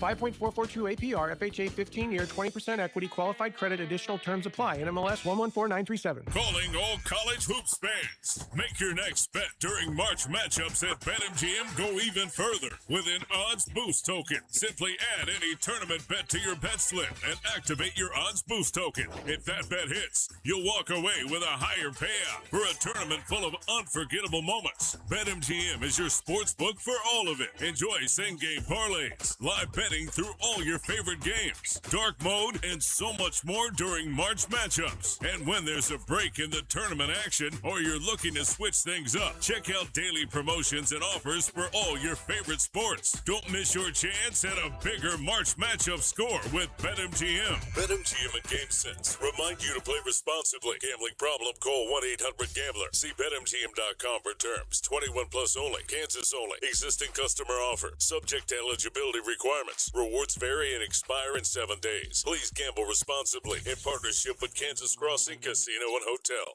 It's about time delivery worked on your schedule. Same day, next day, or scheduled in advance. However you plan it, the Home Depot delivers the whole job. From drywall to doors, plumbing to paint, we'll get it there when you need it. Because on the job site, timing is everything. You order, we deliver. It's that easy. The Home Depot Pro. It's about time. My car smells fresh, so fresh, always so fresh every day. My car smells fresh, so fresh, like I cleaned it yesterday. Got that Febreze car on the vents, living life with that just clean fresh. Yes, Febreze car, if you know, up to 40 days a cent on low. My car smells fresh, so fresh, always so fresh every day. My car smells fresh, so fresh, like I cleaned it yesterday. That's right, breathe happy Febreze, la la la la la. You're listening to 96.5 The Fan from the DM Injury Law Studios. Mike's got this. Car, truck, or motorcycle wreck? Remember, Mike's got this. 816-888-7500. Mike's got this. Welcome back, Jay Binkley, Nathan Williams. Don't forget about the watch party, Royals watch party, Maloney's on Friday. And don't forget, Josh Vernier. You get him almost every night now, except when the Royals are off, which is not a ton. You get him for $162. You get Vern before the game. You get Vern after the game. There's nothing better when the Royals are on a little bit of a winning streak or even a losing streak, to put it that way, to hear Vern's reaction. The guy that lives the Kansas City Royals, the good and the bad. The one thing is, Vern will always give it to you honestly in what he sees, and it's always fun to watch. I know Nathan and I like it. There's times I come in the next day and we'll look back up what Vern said. It's like, man, Vern said something last night and it was hilarious. Sometimes on purpose, sometimes not on purpose, but it's always fun to listen to. Can't wait. 162 pre and post game shows starting Friday. You kidding me? You'll be here for the first one. I'll be here for like 4 of the first 5, dude. I'm locked in. Get us on a roll, man. Let's start off well, right? Let's get the Royals in first place, then have the NFL draft and all sorts of good things. And then you get the World Cup in Kansas City. I'm in. Kansas City everything, man. I'm in. What's so hard about all those things? Kansas City everything, man. Let's just Kansas do it. City over everything. Take that. Nathan Williams, thank you very much. It's been a lot of fun. Always a lot of fun with you, my friend. We'll get you on a wide receiver at 9 before we're done. I'm sold on Mekhi Lemon. All right, Don't do that. I'm sold on Mekhi Lemon. Just think of the next Amon-Ra St. Brown. Ooh. Went to the same school, about the same size. Good slot receiver, right? All right. I'll talk to you guys tomorrow night.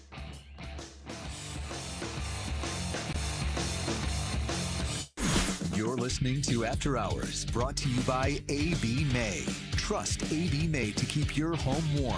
For 0% interest for 72 months on select heating and cooling systems, call 913-732-9993 today.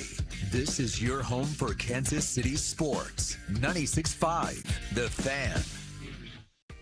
As the seasons change, it's time to prep your HVAC system with a $49 seasonal tune-up from Hamilton Plumbing, Heating, AC, and Rooter. A tune-up can help save money on your energy bill and help prevent expensive breakdowns. As your local home service experts, everything we do is backed by our exceptional service guarantee. Over 40 years experience and more than 8,000 five-star reviews adds up to dependable service from neighbors you trust. Visit callhamilton.com/radio for details, terms, and conditions. Fast breaks, buzzer beaters, and block parties are back. And Underdog is the best place to get in on the action because you can make entries and win money right now in Missouri. Playing on Underdog is super easy. You're just going to choose whether your favorite players will go higher or lower on stats like points, rebounds, steals, and more. Get those entries right, and you can win up to 5,000 times your cash. No better time than March to use Underdog. Plus, with ladders, streaks, pick'ems, and champions, so many different ways to get in on the action. Download the app today and use promo code TAPP, T-A-P-P, to score $50 in bonus entries when you play your first $5. That's promo code TAPP, T-A-P-P. Underdog. Make plays, win money. Must be 18 plus and present in Missouri. Terms apply. See assets.underdogfantasy.com/web/play and get terms. _DFS_.html for details. Concerned with your play? Call 1-800-MY-RESET or visit www.ncpgambling.org. Men, we all know how important sex is in a relationship, both for you and your partner. But erectile dysfunction ruins sex, which can often have serious impacts on your relationship as well. This is Jeff for Heartland Men's